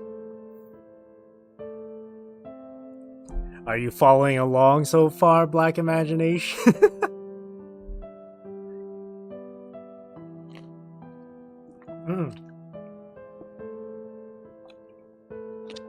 Damn. I guess I'll have to start over. I'm just kidding. I'll try and do like a quick TLDR. There was a nation, Dogmatica Nation. They have like religious beliefs where, you know, they do witch hunts against quote-unquote heretics. An event happens. A hole got torn open in the sky, a dragon falls down from the hole. That dragon turns into the human boy that is Albaz right here. Ecclesia meets Albaz, is about to execute him, but sees that he's about the same age as her, or looks to be the same age as her, so she wants to protect him. The zealots of Dogmatica didn't like that, so they choose to try and corrupt her into killing him, but he protects her. And during all of that stuff, another faction, the Tri-Brigades, the Arc Knights guys, wanted to rebel against Dogmatica because of their religious, zealous nonsense. So the Tri-Brigades, along with Albaz and Ecclesia, team up. They run back to the forest to, retreat and stuff. The leader of Tri-Brigade, Shureg, gives Albaz a little mechanical bird and tells him this will guide you to Farigit's little sister, Kit. And when you go there, you'll get some help from the people over there. So they went to the desert. Then back at the nation, Maximus, the leader of the nation, decides to use the power from the hole to corrupt everyone. And everyone in the nation has these marks on their bodies. And these marks are connected to the hole, so he corrupts them within range. So Dogmatica gets twisted into becoming Despia. And and from the hole was a guy named Aluber, who has the same powers as Albaz. And back at the desert, which is where we're at now, as a result of the ritual, another hole has opened in the desert, and the great serpent of the desert usually consumes these holes for more power, for more energy. The energy that came out from the hole affected Albaz, which turned him into Albion, and he went out of control. So him and the serpents are fighting, basically.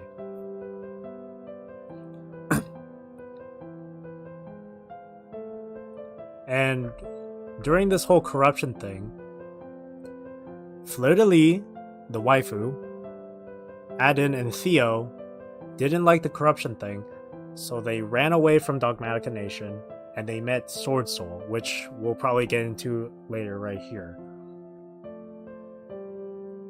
Amidst the predicament of Ecclesia, a single thunderclap roared as if tearing the heavens apart, knocking out Golgonda. So right here, the serpent gets hit by a thunderbolt. This is artwork from a card. The ones appearing in front of the cheering Springans, which are these little robot guys that Ecclesia and Albaz met alongside Kit when they went to the desert.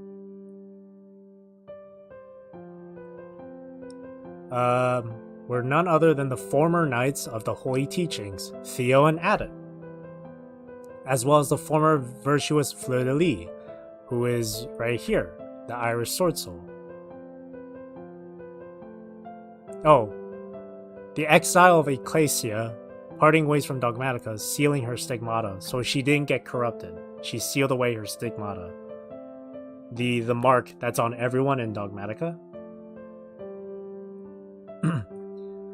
Sensing the secret intentions of Maximus, the leader of Dogmatica, and under persistent attacks from the religious disciples that caused them to sustain heavy wounds, they found a method to seal their stigmata and came rushing in to the rescue. So they met up again. The bonds cultivated by the two. After Albion knocked out Golgonda and kept rampaging, Ecclesia faced them and slowly walked towards them, which is branded Bond, this card right here. She's trying to calm him down. There was no trepidation in her heart, only feelings of trust in the boy that stood in front of her. By hearing the name Ecclesia gave him being called wait, what? By hearing the name Ecclesia gave him being called Albaz regained. Oh, right. She gave him the name. She named him Albaz. She gave him that name. So when she called out Albaz, that's when he started to come back to normal, or stop being crazy. The many memories obtained through his long journey solidified the bonds between the two of them. So he went from Albion he went from the branded dragon to the shrouded dragon. So he's a calmer version. And here's like a little bit of extra art here. The two of them, after traveling their path, being chased by the Dogmatica, finally arriving to the Grand Sea, Ecclesia gifted the boy, who had forgotten even his own name, the name of Albaz, meaning white. So she gave him the name. Fleur-de-Lis informed them of the crimes of Maximus and about returning to their homeland of Dogmatica to stop him. On the other hand, Albaz and Ecclesia learned that the Stigmata were cursed brands and resolved to take on a new trip in order to seal the brands. They headed to the Sacred Summit, where the people who helped Fleur-de-Lis and the others awaited them. So the Sacred Summit is where the Sword Souls are. Not gonna lie, these arts is really inspiring me, or is really helping me be inspired for the art I need to do for college. Yeah, it's really cool stuff. It's really cool how they create the story only through the art. And it's up to, like, you know, the players and whatnot to try and piece it together. So they go to the Sacred Summit where the Sword Souls are, which is where Fleur-de-Lis, Adin, and Theo trained. So right here, Ecclesia goes with Albaz to meet them. Especially because these are different about conflicts and different color schemes. Yeah, it's really cool stuff. The pair takes flight, taking with them the new equipment provided by Kit, and the Hammer Rocky containing the feelings of the Springans. So the little Springans, these little like robot elf guys, help them out with some equipment and some gear. So that's why Ecclesia has this giant skull hammer now. And there's Albaz, or Albion, right there in his dragon form. And he seems to be, and I think what it was is that he's stuck as this dragon form for a while. Every fantasy story ever. That's what I'm saying. I said earlier that this was like a combination of like Final Fantasy and Dark Souls.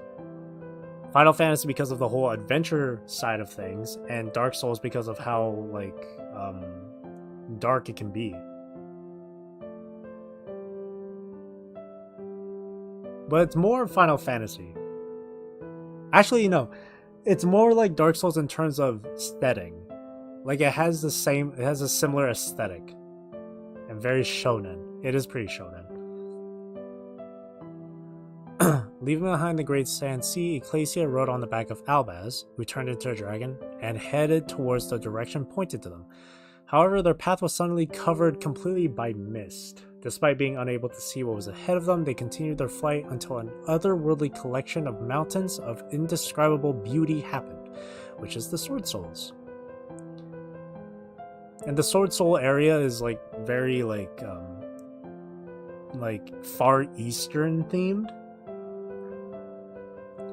As the pair arrived at the Sacred Summit, they encountered none other than the Sword Soul Masters, the guardians of the summit with the bodies of mythical beasts and carrying shining swords. Their clan inherited a technique that lets them channel a type of energy that only exists in the Great Summit called Ice Jade into swords by projecting their own souls. So, Grandmaster Qi General of the Sword Soul Masters, and then Sword Soul of Taya.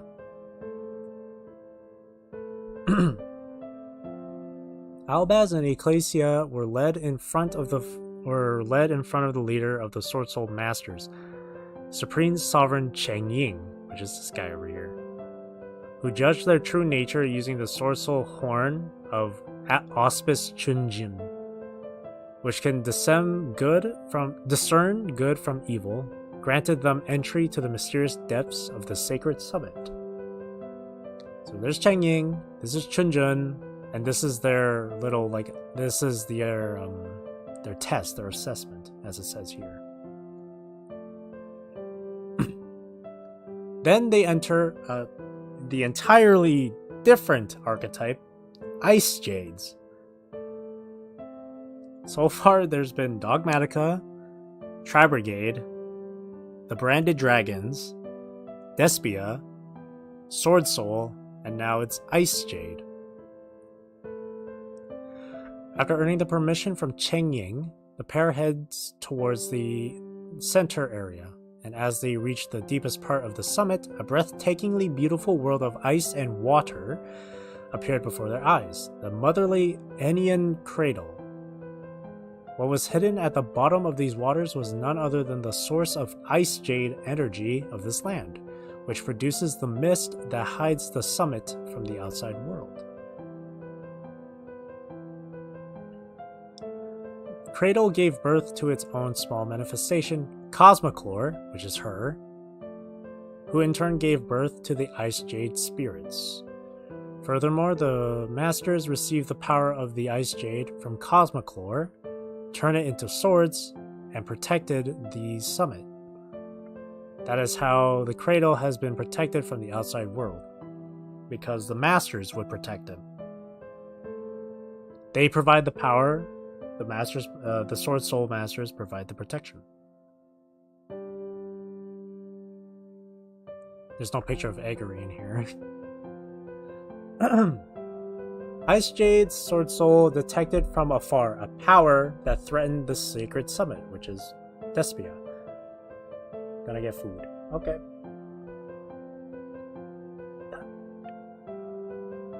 I'm gonna take a break from reading. My throat's getting dry.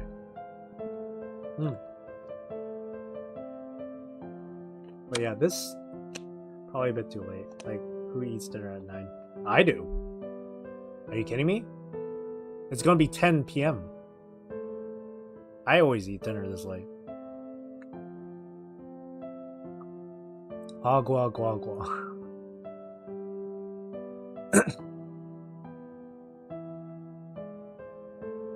Yeah, this story is really interesting. And yeah, it is like a very like fantasy-esque thing, but it's still cool. What? I was just repeating what Wingmaster said. I eat dinner at 6 usually. Yeah, no, I'm my kind of schedule is wacky. Eating late is okay as long as you sleep late too. 4 hours before sleeping is ideal. Yeah. Me, I'm different. I'm just built different. I just eat whenever I feel like it. There's no specific like routine or schedule for me when it comes to eating. If I'm hungry, then I will eat. If I'm not hungry, then I'm not gonna eat.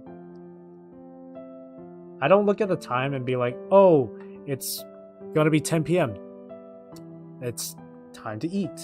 Or it's noon. I have to eat lunch now. If I feel hungry, then I'll eat. Like, there are times where I get the midnight munchies. Late at night, and all of a sudden I start feeling a bit hungry for, like, a snack.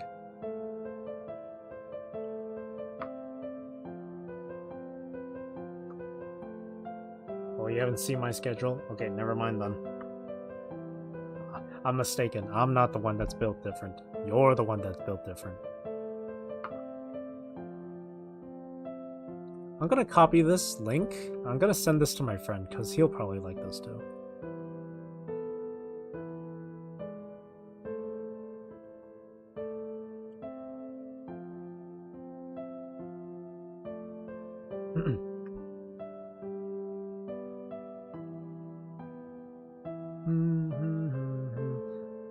welcome Ecclesia, other outsiders as a key to face the threat. So they're gonna... Okay, yeah. So they sense the crazy shit that's happening in Dogmatica Nation. So they're like, we have to combat this because this is gonna threaten our summit. And they saw Ecclesia and Albaz with him. They were like, you know what? We believe in you guys. You can help stop them. Thanks to the protection of the Ice Jades, their stigmata were temporarily prevented from turning into brands. However, the Despias sneered at that and began their nefarious plan. Yikes. So Sword Soul Emergence is when Theo Adin literally met them for the first time. Cradle... I think Cradle is this part right here. And then Blackout is when shit gets to... Blackout is when things get to go down. It's when shit really starts to hit the fan. So in this artwork... I don't know if we'll be able... Yeah, there's no way we can see that. So in this artwork... Okay. So this is Sword Soul Long Yuan, and this is Ad Libitum.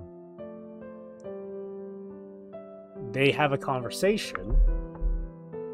Ad Libitum is like, "Hey, yo, if you join us, you'll have unimaginable power." And Long Yuan is like, "Hey, say less." So he betrays Sword Soul. Yeah, right here.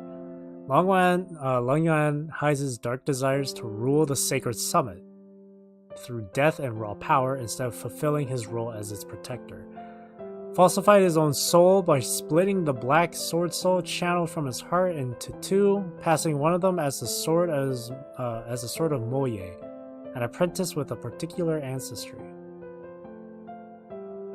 Moye makes frantic efforts without knowing that her own sword actually belongs to Long Yuan. Rough. Invasion of Evil. Dramaturge, who is Maximus here, the power surpassed that of the Cradle as a result of awakening the brands, discovered the hidden summit, sent in the Despia forces. At the same time, Long Yuan stole the sword from Moye, attacked the Cradle. Unifying both the swords, he revealed his true character in the form of Qi Xing Long Yuan, which is this form right here.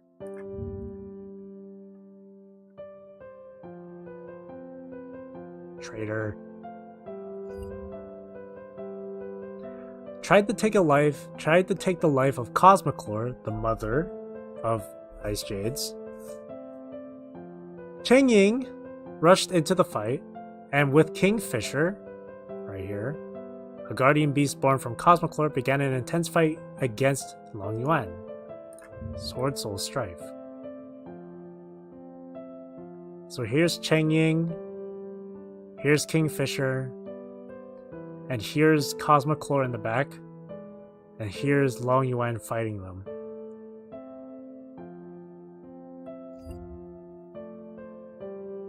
Then Ice Jade, what's Ice Jade Erosion? Oh, Erosion is where he appears in the cradle. When Long Yuan appears in the cradle. Okay.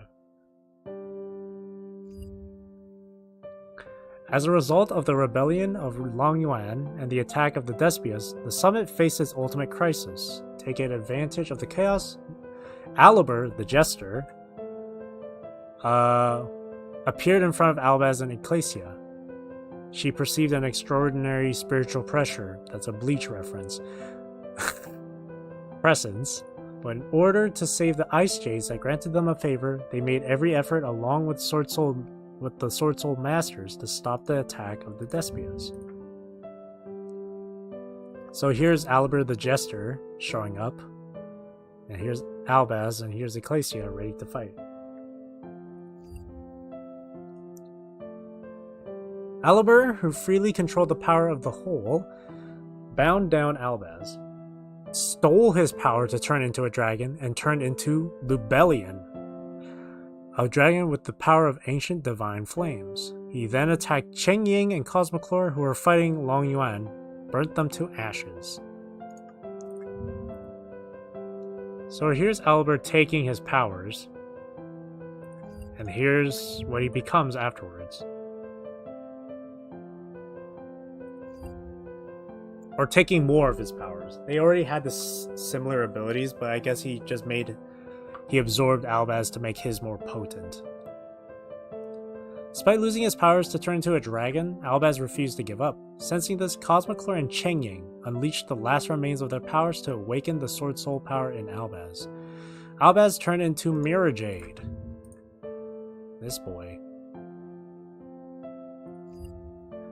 A dragon of swords that wields both ice and fire. With its countless ice blades, he repelled Long Yuan. So he fought Long Yuan and beat Long Yuan.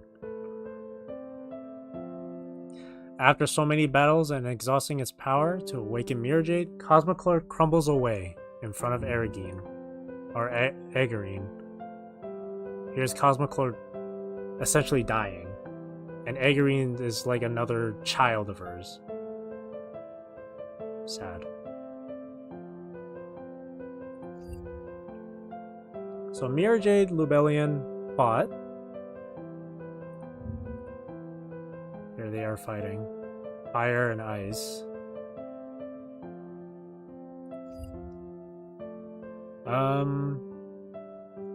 As a result, a force field appeared, unifying both dragons as they fought. They combined. What? Wait, they combined? Hey, you're finally back. Oh, well, I wasn't, like...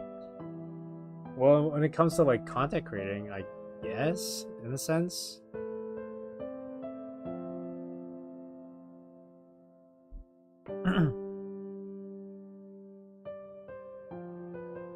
I wouldn't necessarily am back to making music. So I'm in like a sort of limbo state.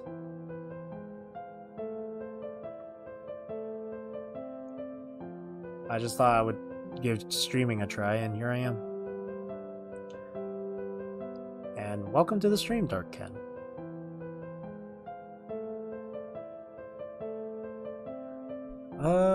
Then a single mass like a sun rose from the bottom of the cradle, floated out to the summit.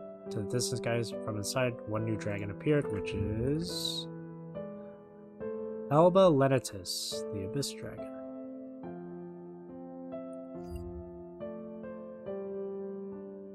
Love your songs, Bob. Thank you, Ken. Appreciate that. Do you have a favorite song?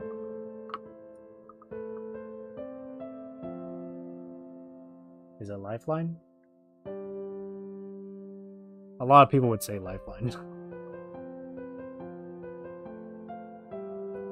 Branded Loss. Oh yeah, they're fighting it out. Wow, there's way more things to worry about for international travel than expected. Yeah, it's a lot of different things to go through. Lifeline and Wonderful Dream. Oh, you got two favorites. That's cool.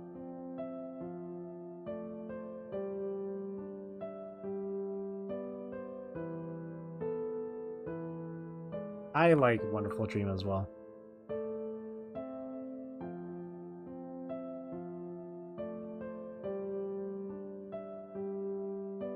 Facing the main culprits. At the time, Albaz and Ecclesia were involved in the mayhem of the summit. Readily and the others arrive at the land that was once Dogmatica. The party, astonished by the complete transfiguration of the people they were supposed to protect, moved forward towards the area where the influence of the whole was the strongest, pushed by anger and a sense of duty. So I'm actually studying abroad, so... Oh, I see. That makes sense. Wait, where are you studying from? Going home is not as straightforward as it sounds. Yeah. I would expect as much.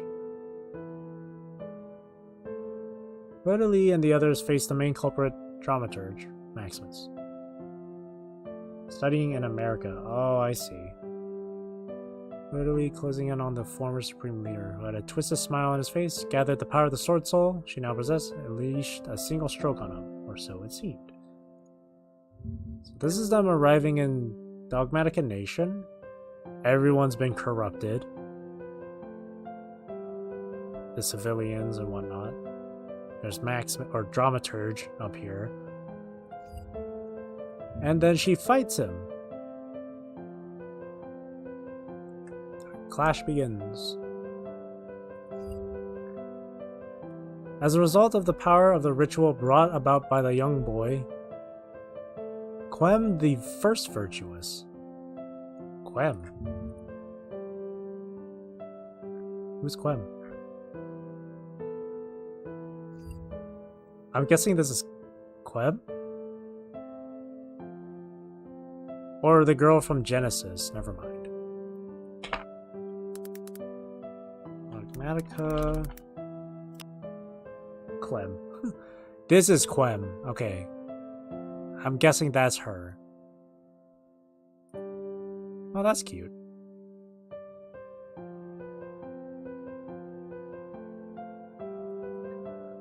Gain a temporary body, as well as the brands of the past 663 virtuous Vestals since the foundation.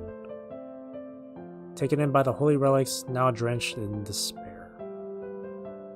The remaining two will soon become nourishment as delightful as their deep affection. All of these events were no more than the tragic comedy unfolding in a stage known as the palm of a hand. No more than the prologue of the ad libitum that was about to begin. The story of the young boy, young girl, challenged by an inescapable fate, is about to take even more sudden twists and turns. So right here, Flitterly, what Flitterly struck down was actually her armor. The corrupted armor. The form that Quem turned into as a result of miracles.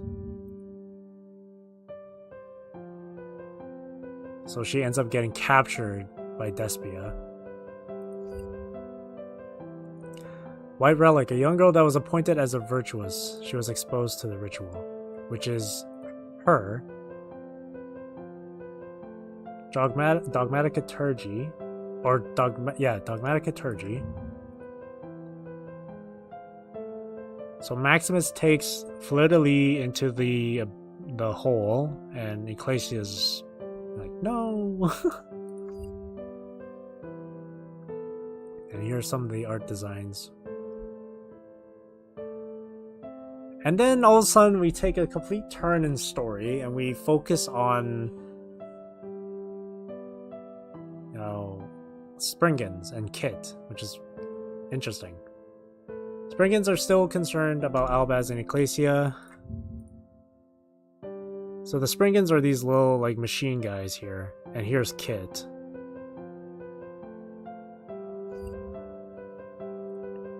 The bullets from the firearms that the Tri-Brigade uses have the power to restrain the miracles used by the Knights.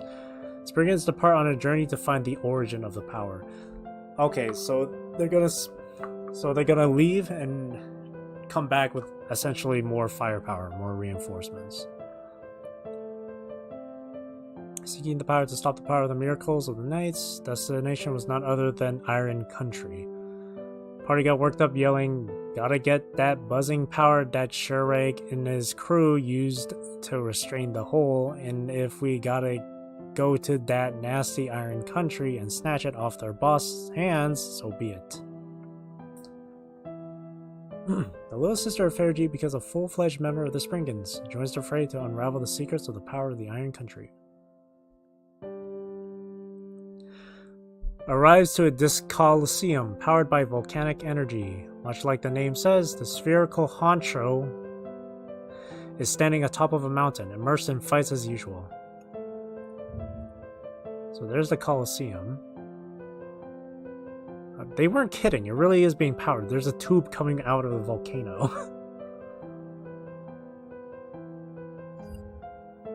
And this is the power system.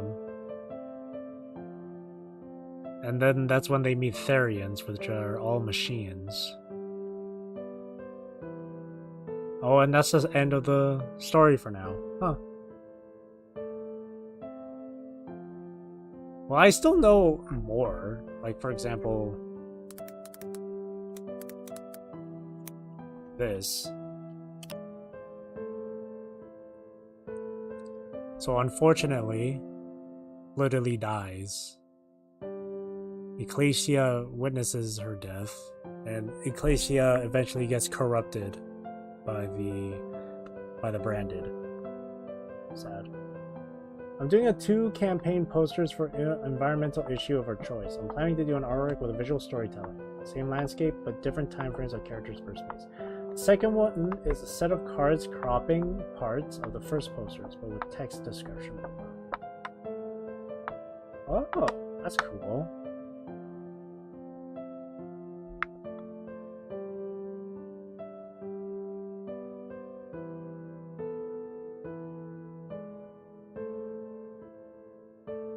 Cropping parts with description below. Oh, I see.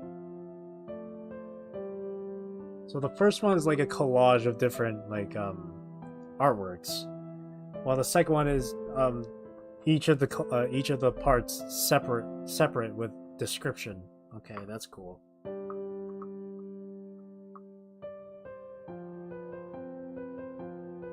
That's really cool, yeah.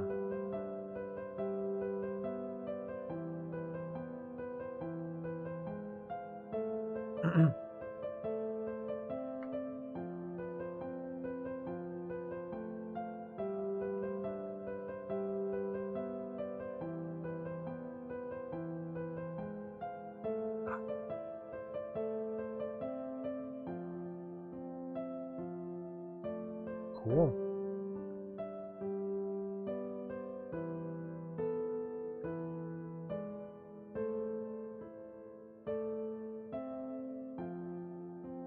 I'm actually very excited to go home.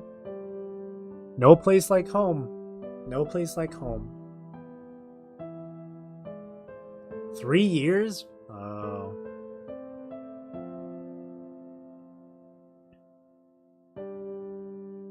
Oh, yeah, that's fair. Because of the pandemic.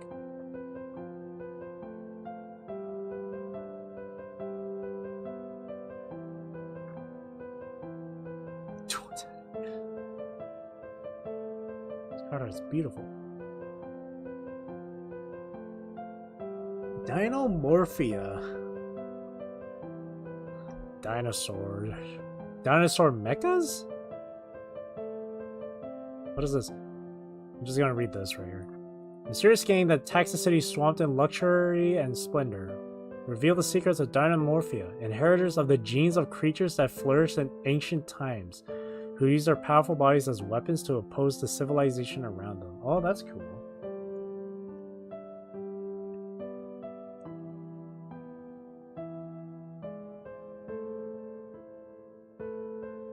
What?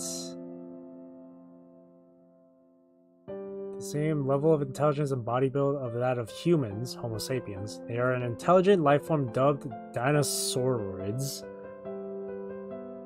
I was gonna go this summer, but well, I guess can't wait. I'm sure your family and your parents are gonna be excited to hear that you're coming back home.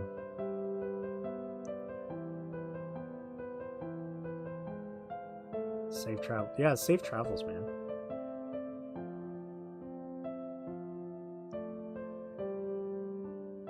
Stay tuned as we track down their whereabouts. So these are people. Oh, cool. It's like humanoid Dinomorphia.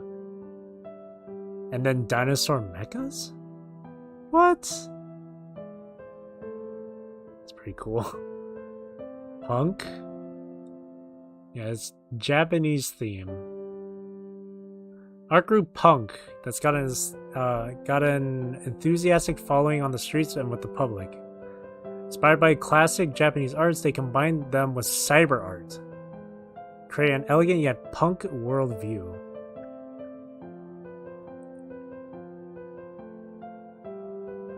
Cool.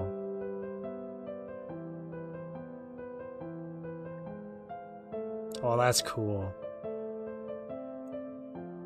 Exo-sisters. Young girls standing off against the incarnations of evil reborn in our world. Known as the Exo-sisters and Maidens of Salvation, these sweet girls wield sacred arms as their fierce fight against demons unfold. That's an anime.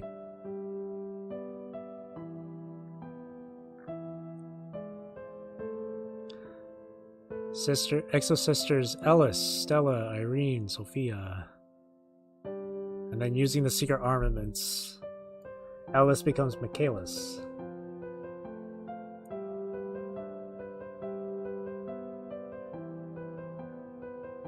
Then Adventurers. Okay, Adventurers a lot more Final Fantasy.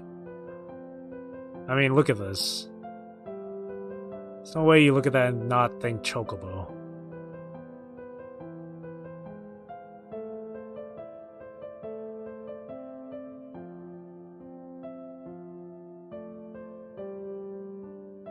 Laundries. A deck about birds. Fuck this deck. Gunkan. Sushi ships. Or Su ships.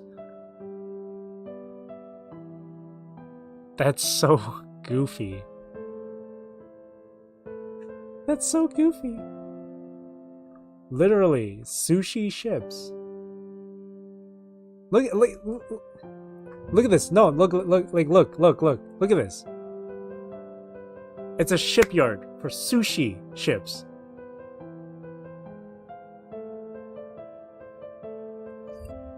Gunkan Su Shipyard. Seaside supper spot. Gunkan Su Ship Ikura class dreadnought. Su Ship Shirao class carrier. Su Ship Uni class super dreadnought. Bro, look at this. That's so I love that. Old school Yu-Gi-Oh wackiness. I love it. I love it too. Look at this.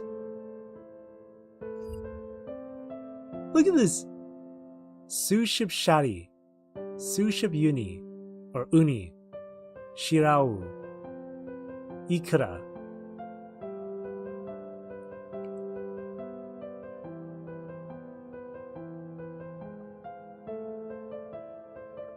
Online reviews. The staple dish I had to try the moment I came into the store. I bet the cranes are... They look like chopsticks, don't they?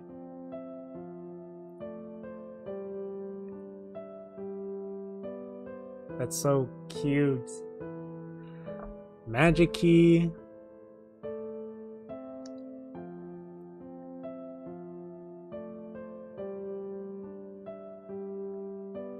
A lot of it's a lot of fantasy stuff. Octoatic. Saucers or helipads then? Oh my god. I swear to god, there's like an art of that? That's some true Asian power there. We build ship out of rice. Let me see here. Dude.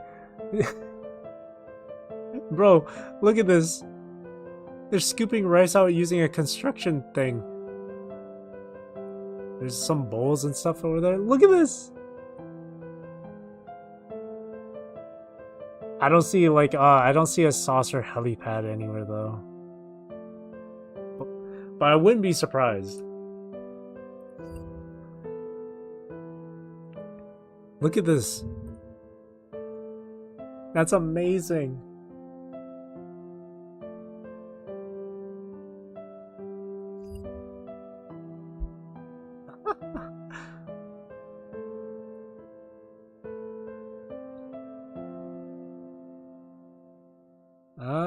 Ogdoadics.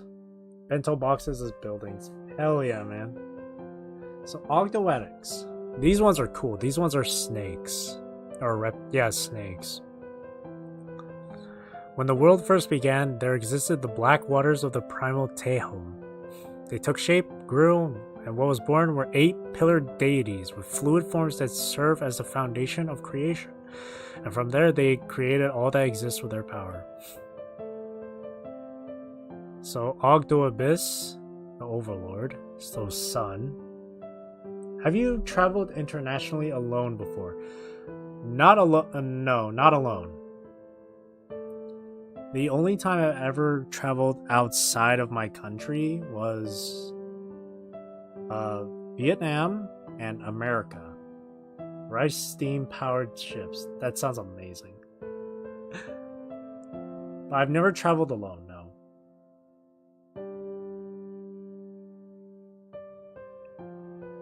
Seems kind of like I've always thought about it, like what would it be like and stuff.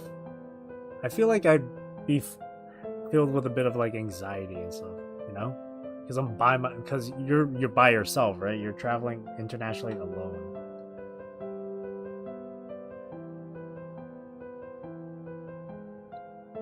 Because the times when I went to Vietnam, when I went to America, it was with family, right? And then it wasn't international travel, but I went to Vancouver with with 3 of my friends. We took a plane there. But that's about as much travel via plane that I've done. Other times it would be by car, but that's like to the next, like that's like to a different city and stuff. But well, anxious sure is what I'm feeling right now. Yeah, I can imagine your international travel by yourself. Going in 3 days? Oh, really? Oh, wait, where are you going back to? Like, where is home?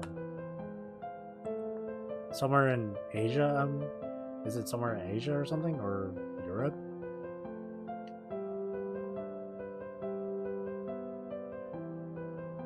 Asia? Somewhere in Asia. Oh, I see.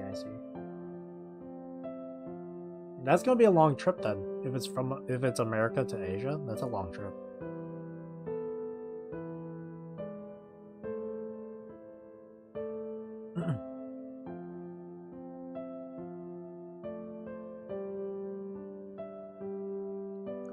Yeah, a co-worker of mine, he went back to China like a week ago, I think. And he was going, and I'm pretty sure he was going home all on his own. Because he told, before he left, he told me that he was living here in Canada for 6 years.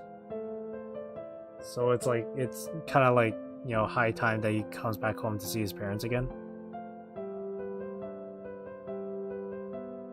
And I'm pretty sure he was going by himself. He did have a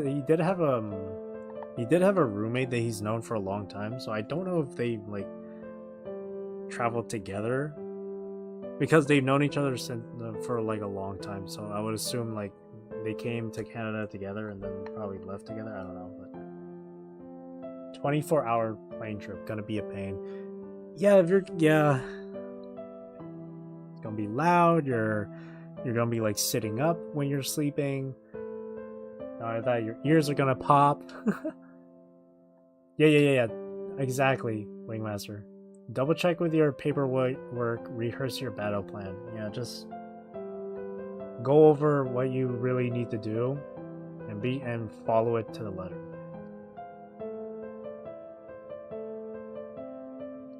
Make sure you got everything, you know?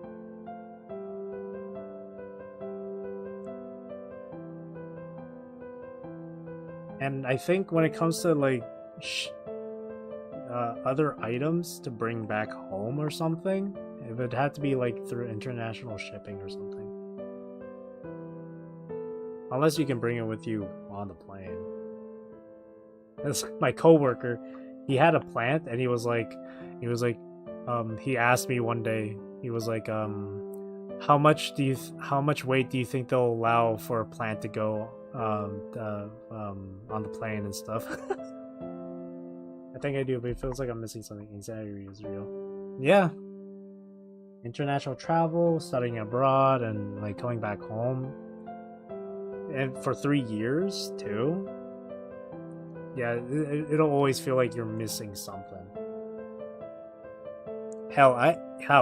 Even I feel like that whenever I like go to work.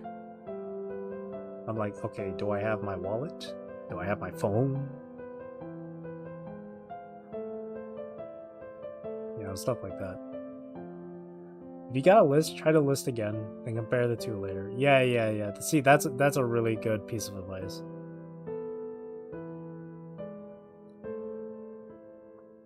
Yeah, really got to make sure. You have 3 days, so that's like plenty of time to really get things sorted out. As far as like, you know, items and whatnot. Water and life were born first. Weather and warmth. Cool. Sulfur chord. Hey, look at that. Music-related cards. Angels and fairies working together. Interesting. And I just realized their names are literally Do, Re, Mi, Fa, Sol, La, Ti, Do.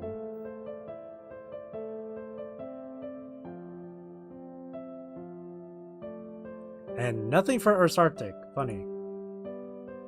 Amazement. It's literally just an amusement park. Cute. Haunted house. Go-karting. Merry-go-round. That boat ride thing. Roller coaster. This is supposed to be a Ferris wheel. Here in the Philippines, we have a Balikbayan box, a government-subsidized shipping intended for OFWs coming home bringing goodies. Perhaps your country might have one too. Yeah, also, yeah, should check in with that. Because if you do have something like a plant, for example, that you want to bring home, you know, you gotta sort that out. Wait, Fukubiki. Oh, yeah, they have the amazing time ticket in their hand. That's so cute. That's the amusement park? Holy crap. Oh, this is the card. The forbidden demon god that towers over the heavens. They're talking about this? An ancient immemorial age. The king of the demon gods who ruled over the demon world massacred the human world. Good lord. Challenged the heavenly realm.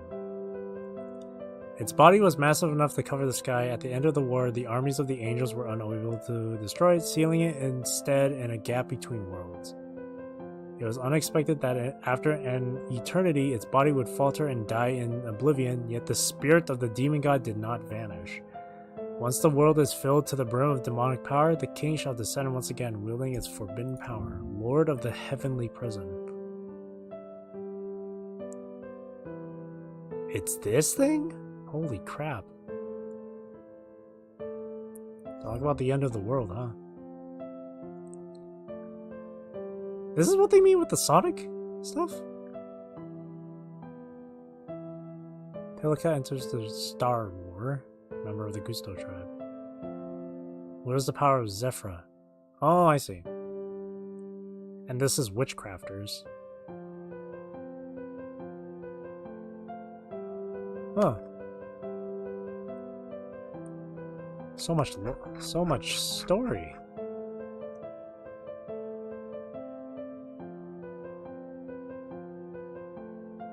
What? I want to see. There's other ones here too. Oh, this article is an unofficial English translation. Oh, I see.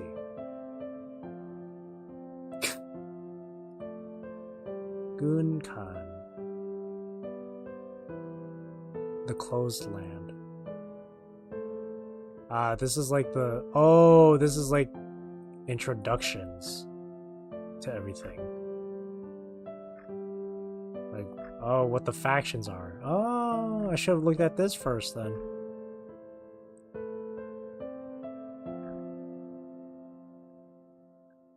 Oh, look at that. Look at these designs.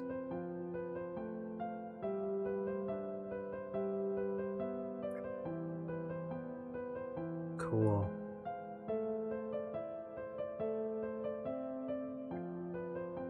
Look at Rugal.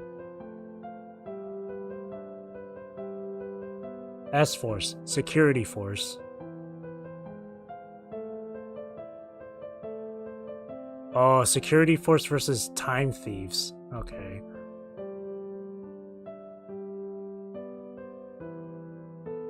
S-Force Platina, Edge Razor, Orfist, Gravitino.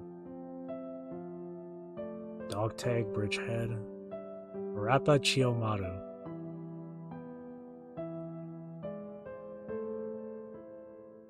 Security Force. Oh, here's Dream Mirrors.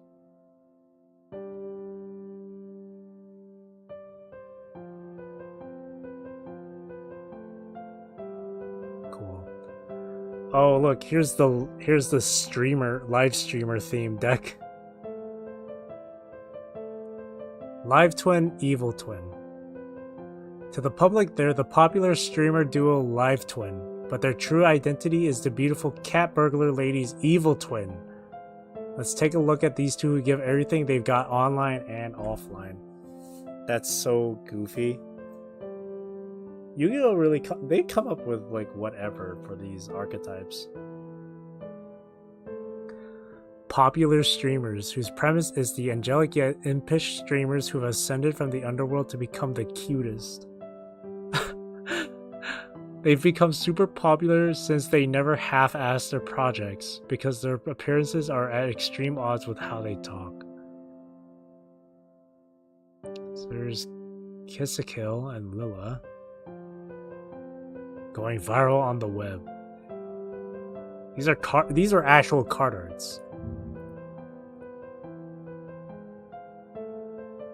Look at this.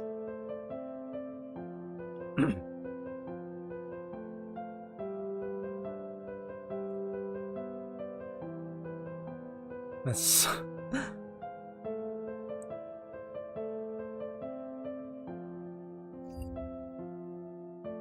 going viral with their unique costumes. And then and then offline they're Phantom Thieves. Okay, this I didn't actually know about with this archetype. I just thought it was just the streamer archetype. I didn't know they were actually like Phantom Thieves.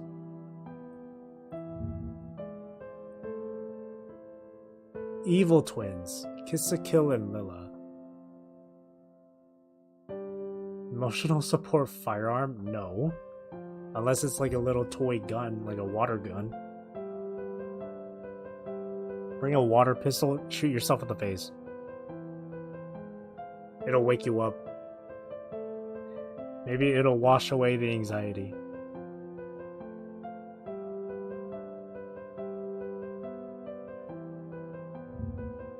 Wow, this card is called Evil Twin GG Easy.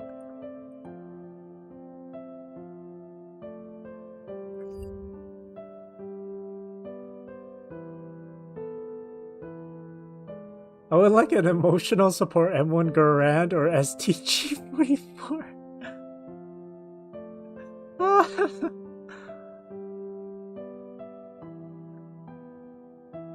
Oh, Eldritch. Combines the undead with El Dorado. Golden Land forever. It's so gold.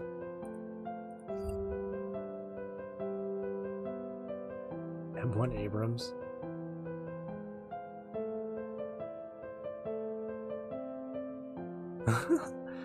My emotional support Spaz 12, please.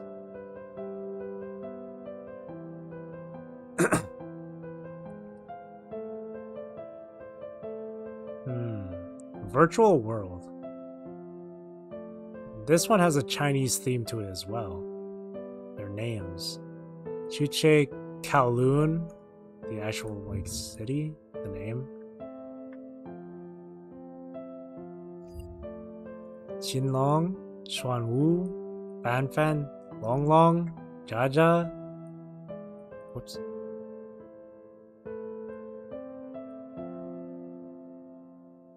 Kami Shenshen.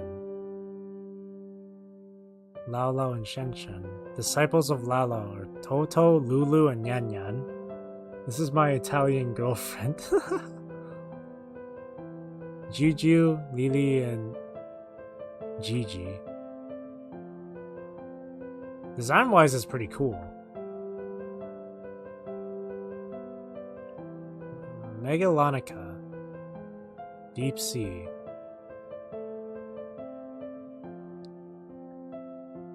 Oh, okay.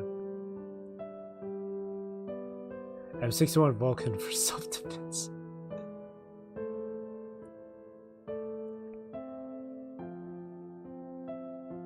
Oh, this one's a good one. This story's a good one. The Condemned Witch. So, this one's a really cool one because there's these series of spell cards. Like, right here's Forbidden Scripture. And each of the forbidden cards is literally this girl breaking the rules. And each time she breaks the rules, she gets hit with those these solemn cards. Hang on. Right here. See, solemn scolding. The girl right here in the corner, same girl over here. And there's him watching her. So it's multiple different forbidden cards. There's Forbidden Scripture, Forbidden Chalice. So she's drinking from the Forbidden Chalice. Forbidden Lance. And then Forbidden Dress. So each time, like Forbidden Dress, she gets hit with a solemn scolding and stuff. Forbidden Milkman. So if she makes one mistake, she gets a scolding. And then other ones would be like Solemn Strike, where he strikes her, punishing.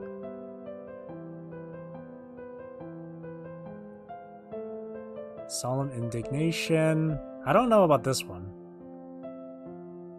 This doesn't seem like the actual card. This has nothing to do with it. Solemn Authority. But well, I do own a gun. America, baby. That's America. The closest thing I ever had to a real gun is a water pistol. And that's good enough for me. So I think it was after the Forbidden Scripture, he then cast her. He then used Solemn Judgment to cast her out of heaven.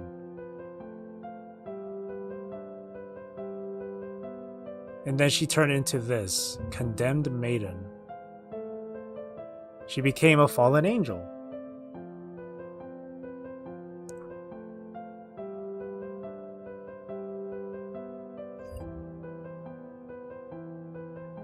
Condemned Witch. She gets more corrupted. And then there's Indulged Dark Lord, Capricious Dark Lord. So the original, I guess, sinner right here, makes other maidens fall from grace. These two, Indulged and Capricious, are the same two in this art. This is Capricious, this is Indulged.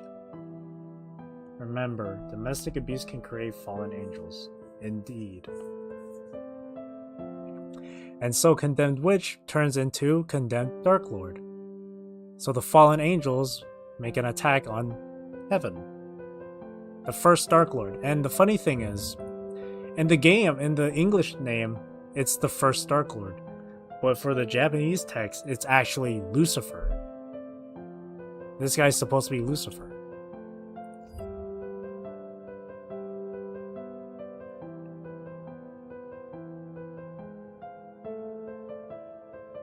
And it's through the car, and yeah, and this is her making her revenge. Striking God, essentially. Then there's another forbidden card too. Forbidden Droplet. which is a card art of her corrupting other people into making them Dark Lords. Who handles American side of Yu-Gi-Oh now? What do you mean? Like the translations or something?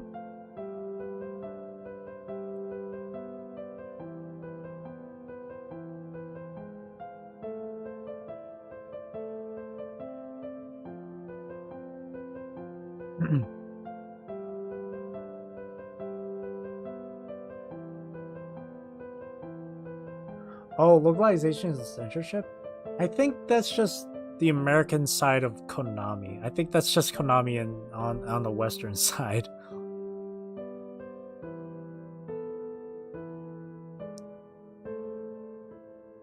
There is a lot of censorship, that's for sure.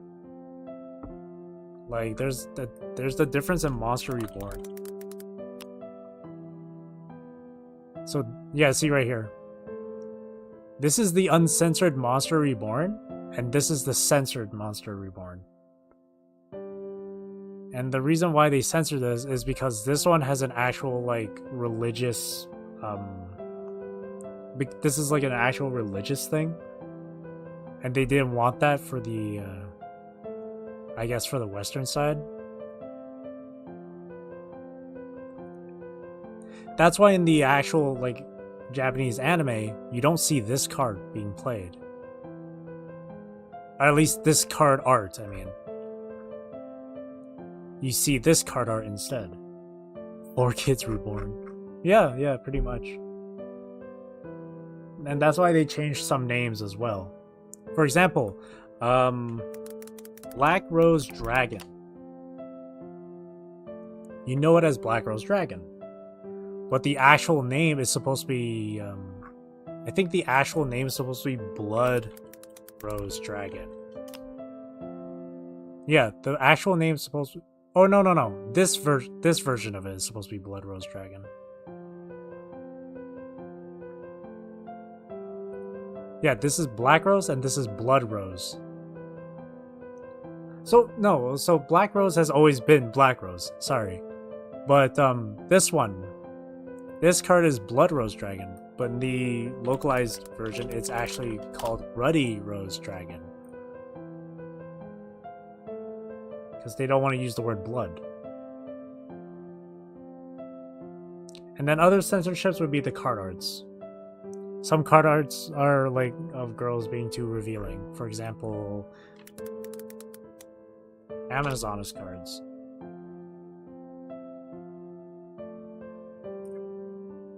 Like the scouts here. This is the censored version. This is the censored art. You see them wearing these like tights and stuff. The uncensored is this, where they're not wearing any other clothes underneath.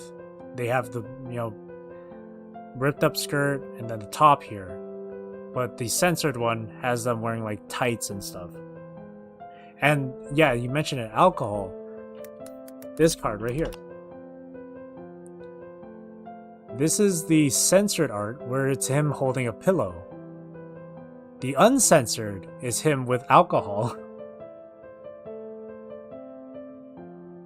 Is the king given a tank top? Which one is that?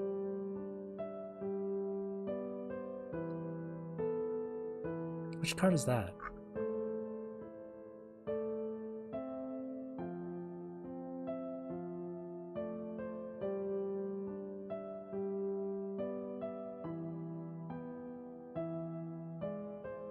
I don't recall. Machina.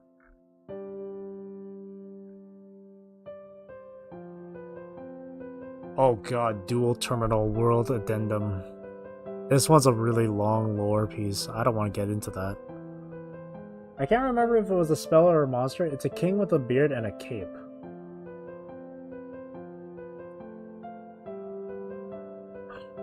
I think I know what you're talking about.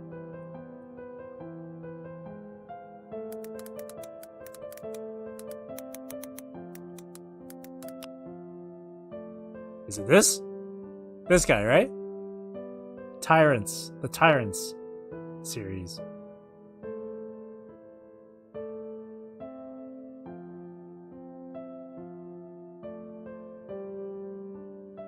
It's this, because this is this. Here's the censored one, I'm guessing. Yeah, Tyrant. Yeah, the Tyrant series. Yeah, here's the censored with a shirt, and here's the uncensored without the shirt. Okay, yeah. Here's the difference.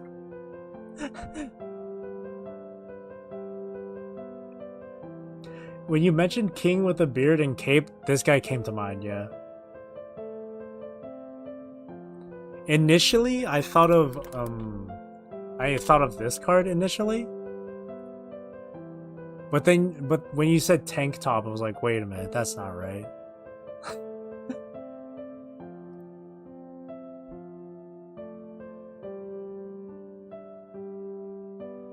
Dual Terminal is a really long lore piece.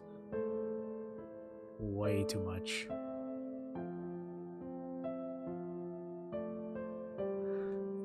The ultimate weapon that can slay even the gods. It's Zeus!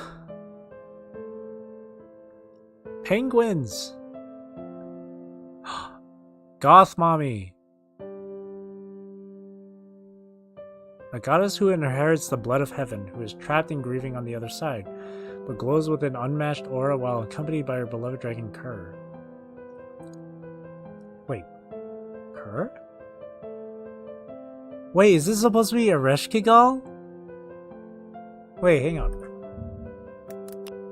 Oh, whoops, not Kurosaki. Kerr. Oh my god. Kerr is the name of the underworld for Mesopotamia. Yeah, the Mesopotamian underworld. You awakened something in me. Kerr. So this has to be Ereshkigal. Because in Mesopotamian descriptions, Ereshkigal is the one that overlooks or is in charge of the underworld. And then the description just said that their dragon's name is Kerr, which is the name of that underworld. So I wonder if this is supposed to be based on Ereshkigal. Deprived of light, she rejects everyone else, refuses to forgive the world of the living. And so when it appears before her, the light goes out. There is no one who has ever seen her cold beauty. Only the fact she exists is known. It is Ereshkigal! Her name is Eris! That has to be short for Ereshkigal.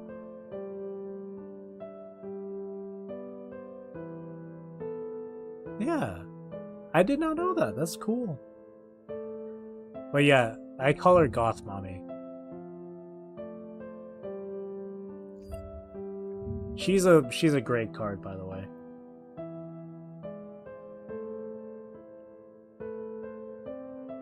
You knew that because of Fate? Yes. Actually. I knew that because of Fate, yeah. I remember watching the Babylonia anime. And that's where I recognized the name. Because I remember I recognized Kerr, and I knew that was something to do with Mesopotamian history or lore or whatever. And then combined with Underworld and then Goddess and whatnot, Ereshkigal came to mind. Cool. I did not know that. Now I have a much more greater appreciation for this card. Which, by the way, is a really good card.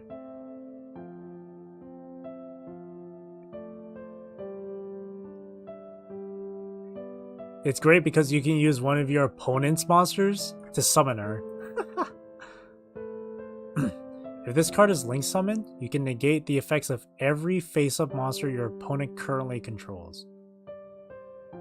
This link summon monster is unaffected by opponent's activated effects unless they specifically target this card. And when they say target, they mean the card text has to specifically say target. Like if a card is like target this monster or whatever, right? That's how specific some cards can really be in this game. Once per turn, when your opponent activates a card or an effect that special summons a monster or monsters from the grave, negate it. But yeah, Goth Mommy.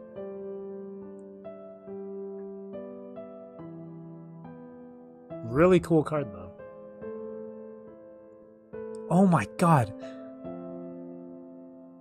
Card storylines. Holy crap. Dual Terminal. In terms of Yu-Gi-Oh! Card stories, Dual Terminal is the longest. It's so much.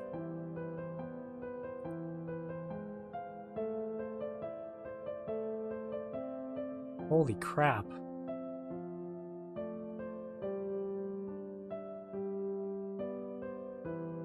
It's 3 parts. Dual Terminal has 3 different arcs. Oh my god. Oh, and then there's World Legacy. This entire World Legacy story. Oh my gosh. So far, Albaz has 2 parts. Trap Chicks has a story now?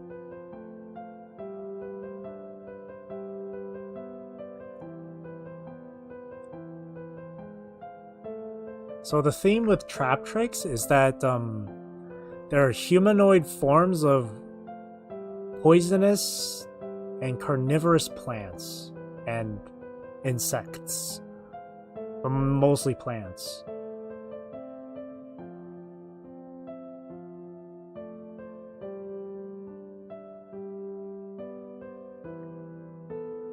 For example, where is it?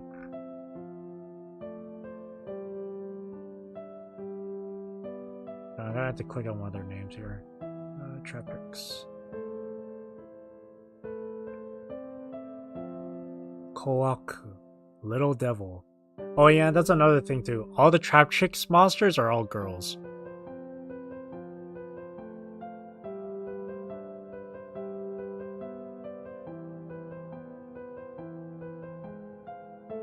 Oh, right here, yeah.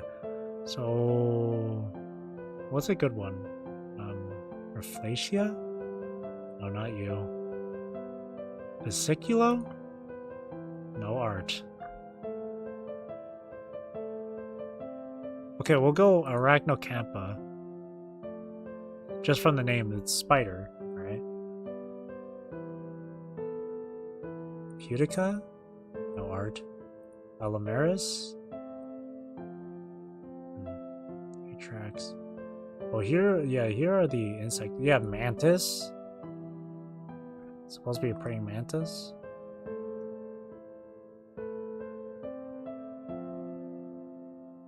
Alicia. Siculo? No art.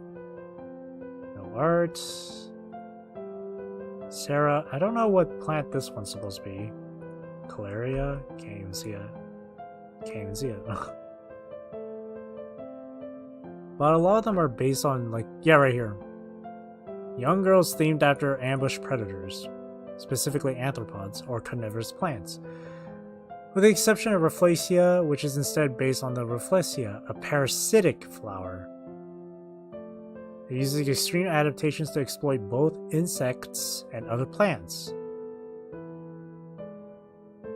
Eesh.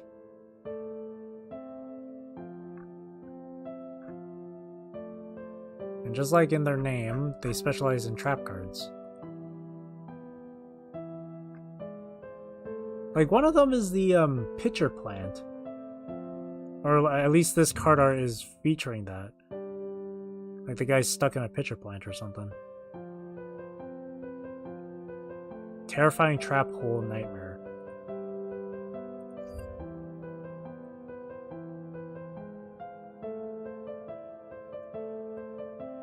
Noble Knights. This one's based on the Knights of the Round Table. I think this one's supposed to be... This one's King Arthur right here. Even their names are according to that too. Yeah, see? Artorigus as King Arthur. Custennin as Constantine. Lancelin as Lancelot. Bedivere, Bors, Agravain, Gaheris, and Gareth, the brothers. Tristan,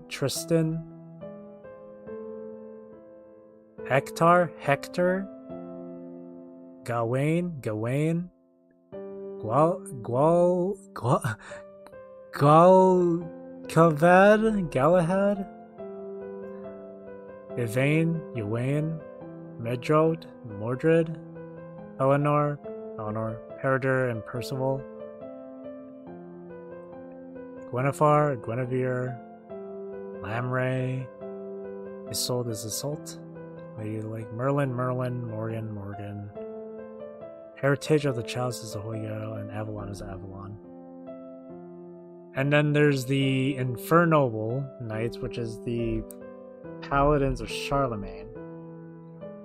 Astolfo is Astolfo. Bradamante is Bradamante. Emperor Charles Charlemagne. Mogris. Ogier, same. Oliver's the same. Renaud, same. Roland's the same. And Sherry LeBlanc's knights are like Joan of Arc and stuff. Yeah, right here. Infernoble Knight Astolfo. No art, okay. Infernoble Knights. Right here. Infernoble Knight Astolfo.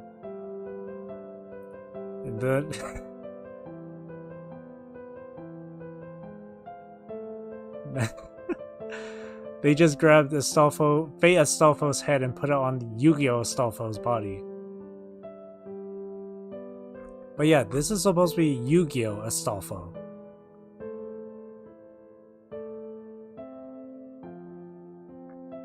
And this is Yu-Gi-Oh! This run is Yu-Gi-Oh! Mordred. And he's holding, what is this one? Clarent. The sword Clarent.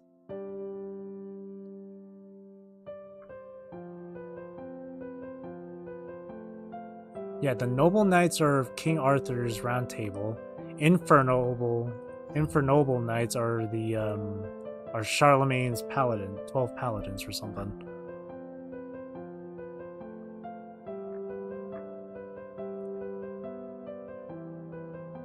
Master Guide 4 is Atlanteans, Fire Kings, Mermales, the Dark Lords and Forbiddens. Let me look at... Let's show it in the order. Yeah, right here.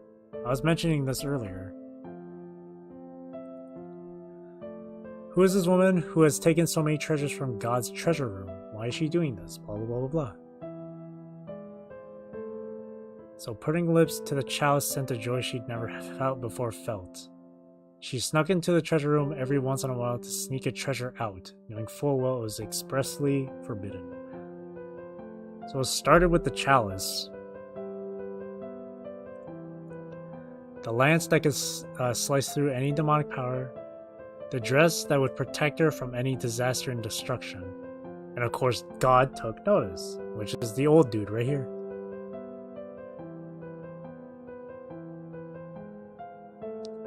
Snuck into the room, not realizing it was the last chance God was going to give her.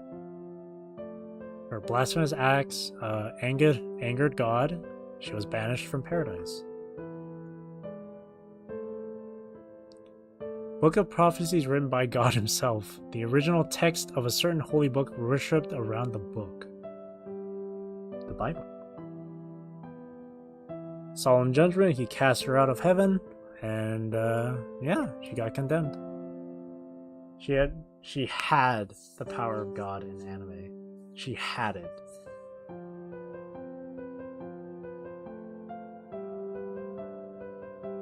Yep. So it's literally a story of an angel being cast out of heaven, becoming a fallen angel. That's cool. Oh yeah. And there's Dual Terminal, which is the longest lore ever. 3 different parts. Ugh. Oh, spell books.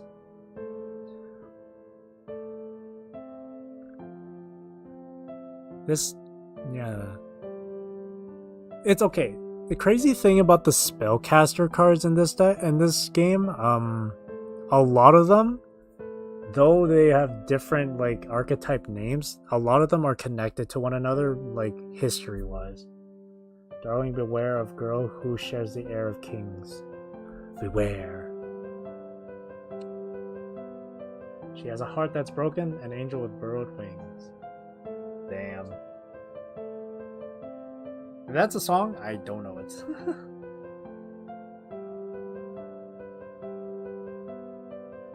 Or at least it doesn't seem familiar to me. But yeah, a lot of these spellcaster... Yeah, right here, see? So here's the spellbook archetype. Yes, this entire thing is about Endymions. An entire nation based on magic. So spellbook is one. And then the Endymion cards, which are connected to the spellbooks. So even cards of different archetypes link together story-wise because of their artworks.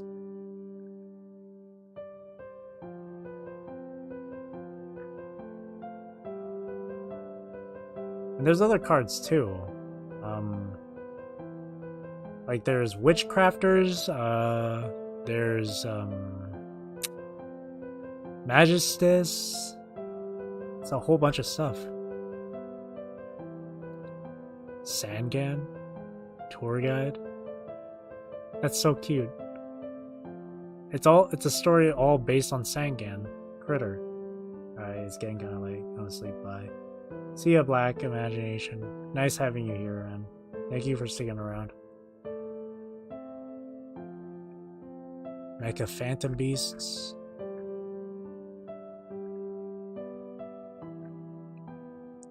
Ghost Trick.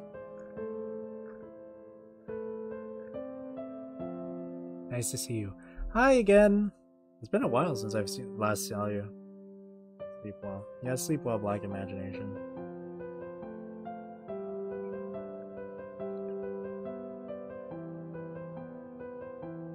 Ghost Tricks.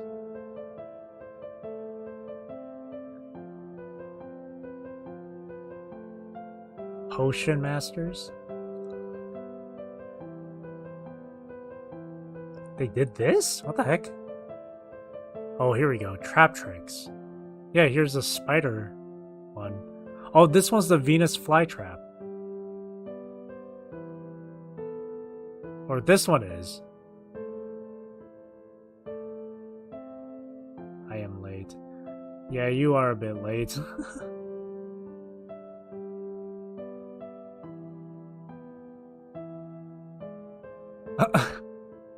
Bug spray.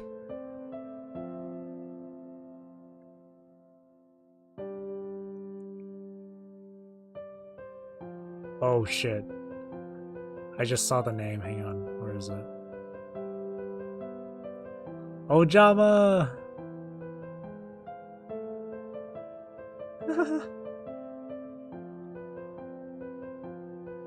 Our looks are envied.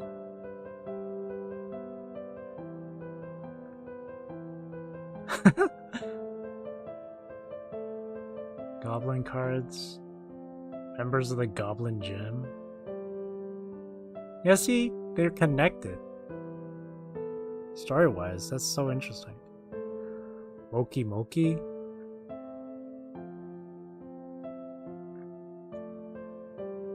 They're made in a factory. Goblin squads. Really? They're written in this too? Wow. Huge revolution. Oh yeah, these cards. Royal oppression.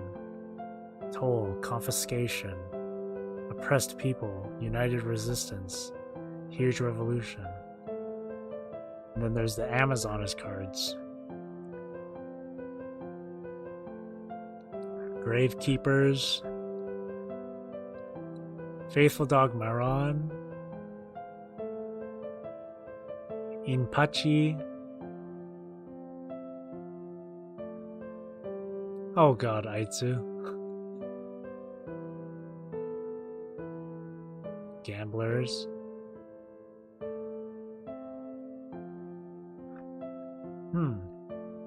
Digrapher.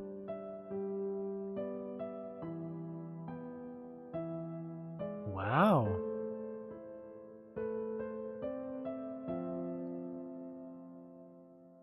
Kozaki.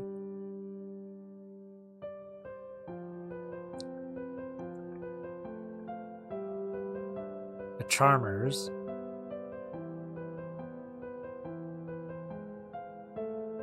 Dark World. This one, Dark World's linked with Lightsworn, I think. Samurais.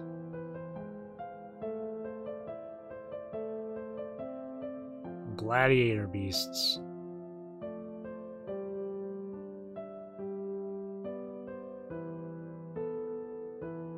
Ah, crystal beasts.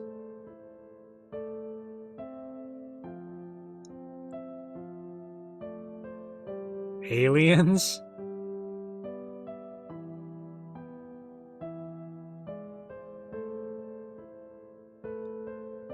More goblin stuff? Ah, there it is. Pot of Greed. There's an entire series of this.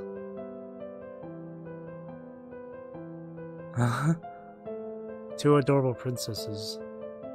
Oh, that's cute.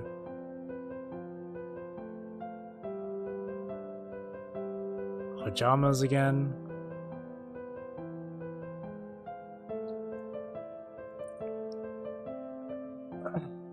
Dual terminals again. Long ass lore. Holy crap. Another one?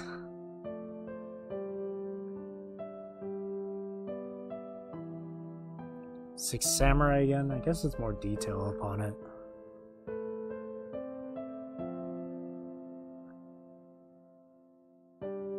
Shien. Here's Lightsworn.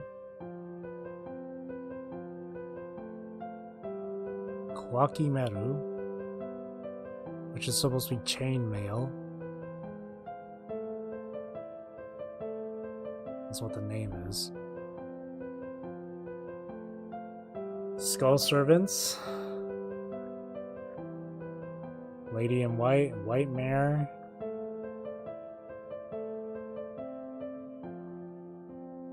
Skull Servants in these cards too. Card arts, I mean. Dual terminal is way too long.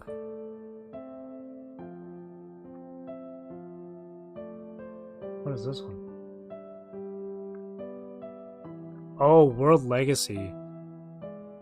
World Legacy is a good one. So the cool thing about World Legacies is like each of the World Legacy relics here with the name World Legacy are all based on historical objects. Like World Chalice is supposed to be the Holy Grail and stuff.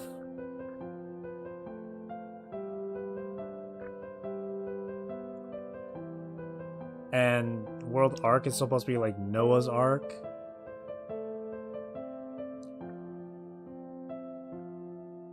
A lot of it is religion based.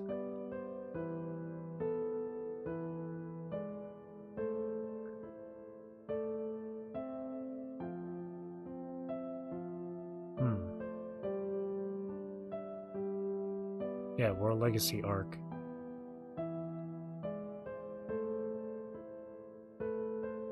This one's also kind of lengthy, but it's not super lengthy. Not like Dual Terminal. Avermax. Avida. The World Key, World Legacy. And Goblin stuff.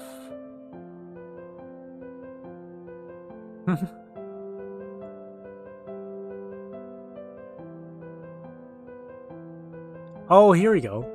Mayakashi and Shiranui. I had mentioned this from previous Yu-Gi-Oh streams, but Mayakashi and Shiranui have a story with each other.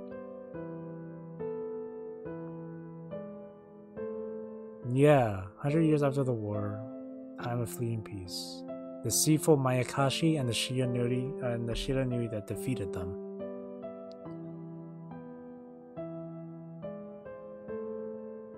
Means to counter the Mayakashi.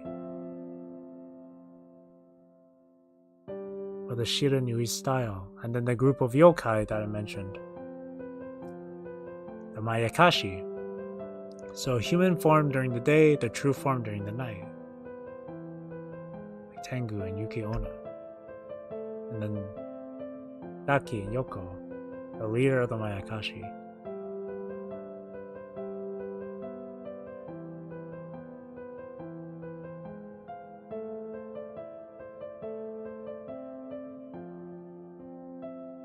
As chance would have it, Squire, who spends her days training, had a fateful encounter with a certain woman. It was the disguised form of Yoko, who was slowly regaining her powers. This encounter would cause the war to intensify. So Squire didn't know that this is a Mayakashi yokai, but they connected, they bonded. So then when it came time to fight, it was, it was a rough one.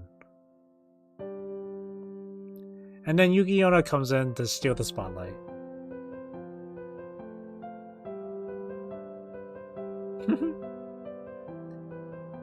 Spiral.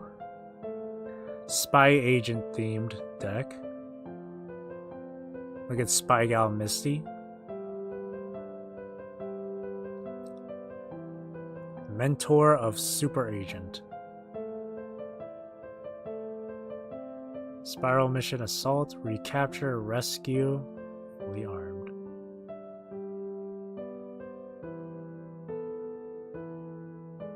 Zombie World stuff. Tatsunoko becomes Tetsunecro. Glow Up Bloom becomes... Oh, Glow Up Ball becomes Glow Up Bloom. Sky Strikers. This one's another anime, really anime one.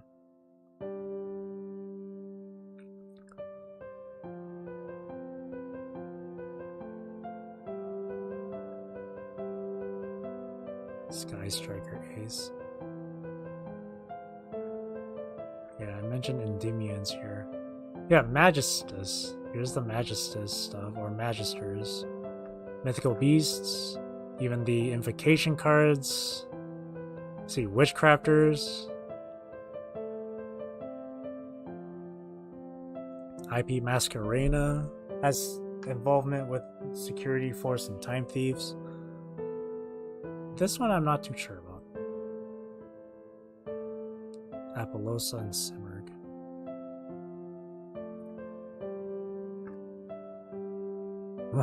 Dual Terminal. Star Knight, Shadows, Dragons. That is a lot of info. Wait, is this entire page just Dual Terminal? Oh my god, it is. Holy crap. So much lore.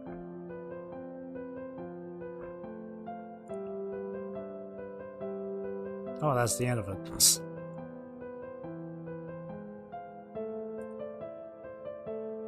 And I already looked at this, yeah.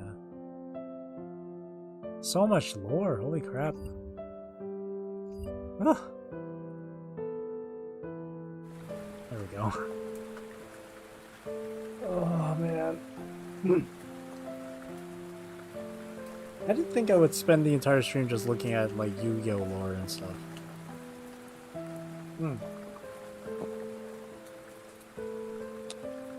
Speaking of which, now I feel like playing Yu-Gi-Oh next stream. I have absolutely no idea what to say. Yeah, it's it's really cool.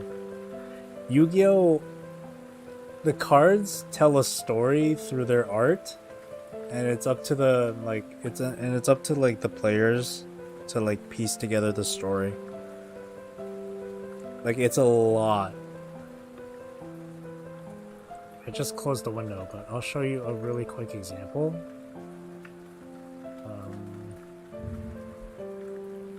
Not this, but like for example, like these cards right here. Card storylines. This entire thing, the Abyss story. Every image you see here are card arts. And each one tells you a story. See, for example, this. Giant serpent gets hit by lightning. Who did the attack? It was her. She struck it with lightning. Who was it? Her.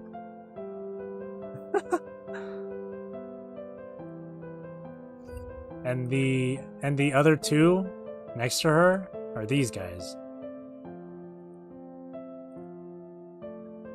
It's a lot of story.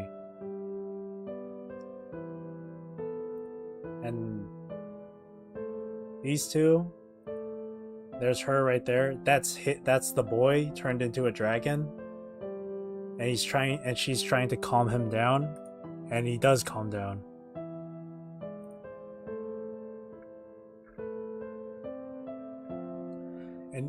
And then these ones have like some Chinese themes to them. Cheng Ying, Chun Jun.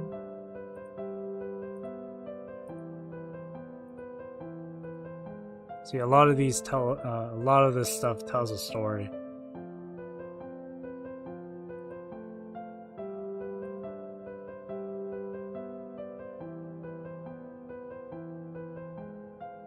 See, this guy shows up, pins him down, transforms into this, and then they fight. It's really cool stuff.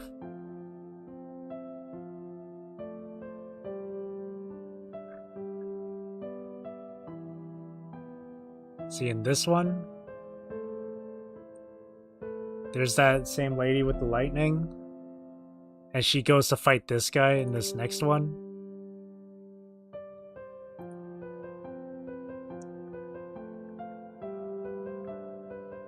It's really cool.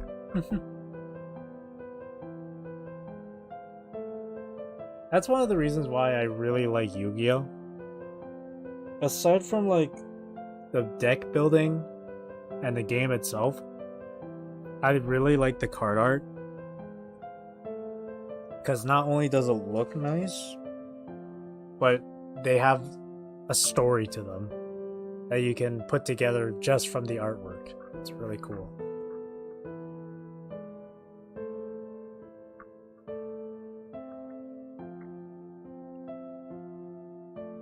Yeah, all of these have story.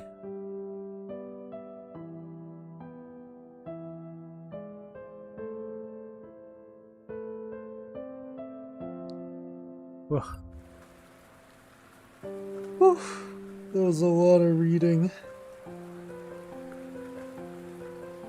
Oh man. 3 hours now, huh? Yeah, I'm feeling tired. I'm feeling really tired since I didn't get enough. I didn't get like a good sleep last night. Wait, it's been 3 hours? Yeah, it's been 3 hours, 20 minutes. It has been 3 hours, 20 minutes. majority of the time was me going through Yu-Gi-Oh stuff.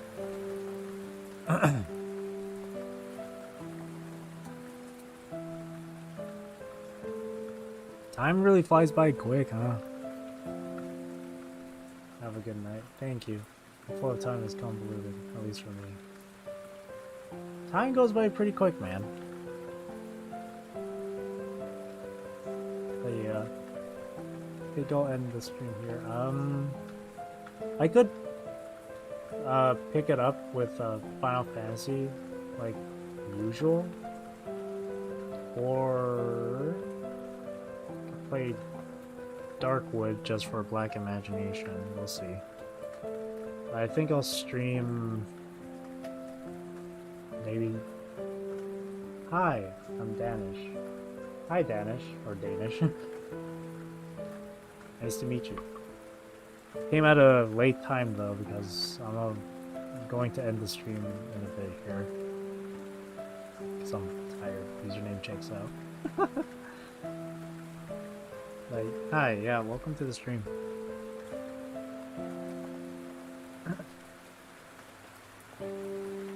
So I might stream again tomorrow. Either. Sorry to be rude, but I thought you were dead. Sorry. I hope you didn't mean that literally. I hope you didn't think I was dead literally.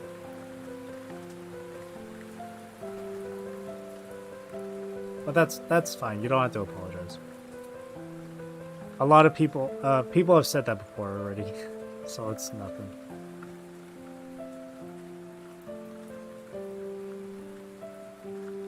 But yeah, no, I'm very much here. I'm still here. I just got bored of music. That's why you don't see much from me. But I thought I would try streaming so I can, you know, at least give you guys something. So here I am.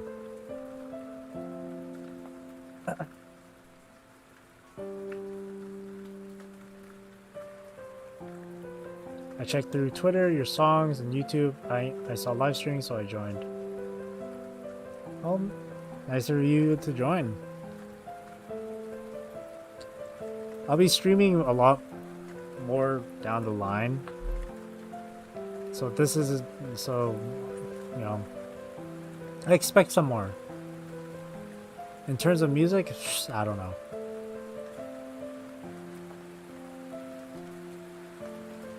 Well, if it's anything, the background music that's playing right now is something I made.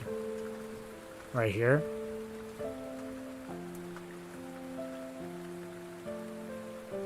So if, like, this means anything to you, there you go. You're welcome.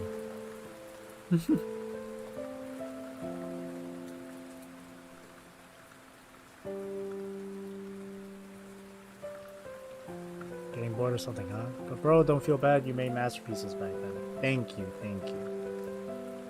Yeah, a lot of people really enjoy my music. And that makes me happy to hear.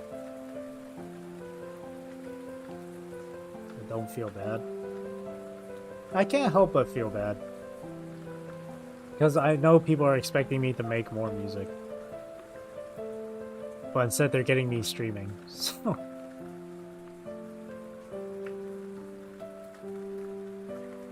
honestly, at this point, I honestly at this point, I should really, I shouldn't really care about what people think.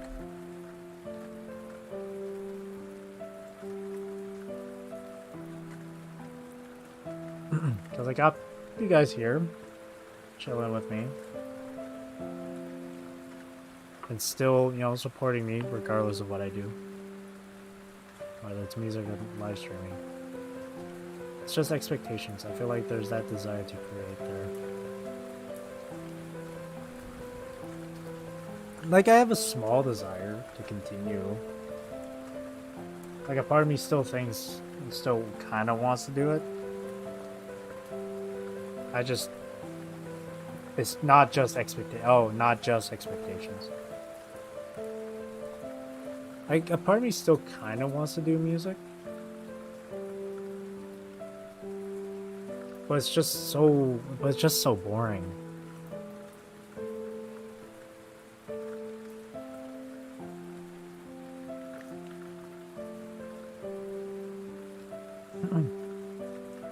Like if I were to create a song, my main objective is just to get it done, so I can just move on. So.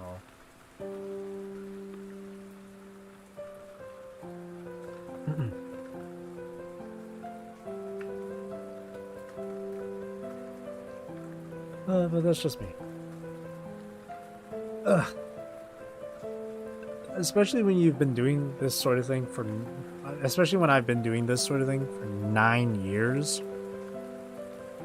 Ugh. Of course I'm gonna get a bit tired of it. I'll still try, but... I don't want people to expect much from me. Because I would get people saying, oh, look, he's back to making music. And I'm kind of sitting there like, I wouldn't say that.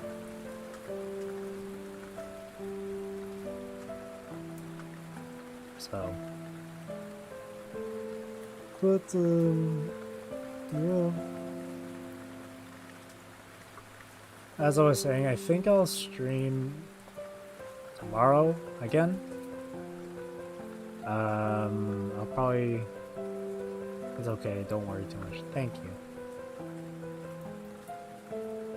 Seeing as how Black Imagination has been asking for it, not only that, they're going to be going back to their home in a few days. So I think next stream I'll play Darkwood.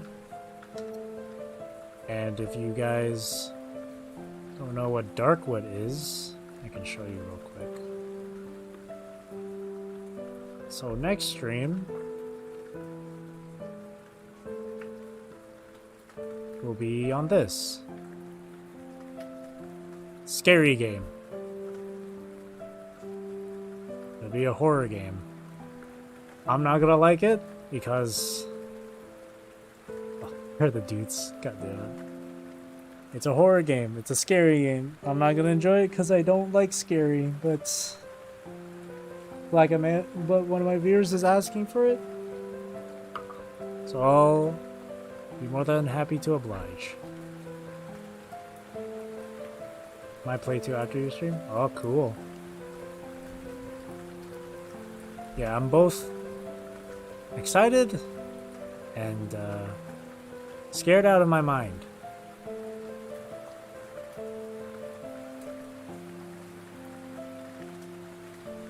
But yeah, it'll be a horror game next year. I want to see your run first. Oh boy.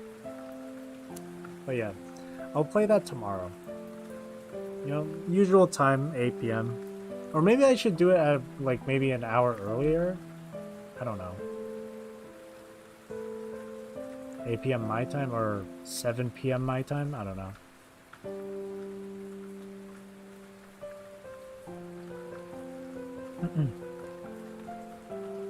Watch anime, bro.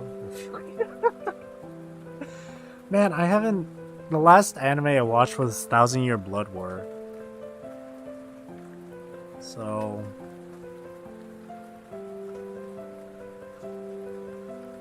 I think this game is very oppressive. It's scary. It's very atmospheric, too, so...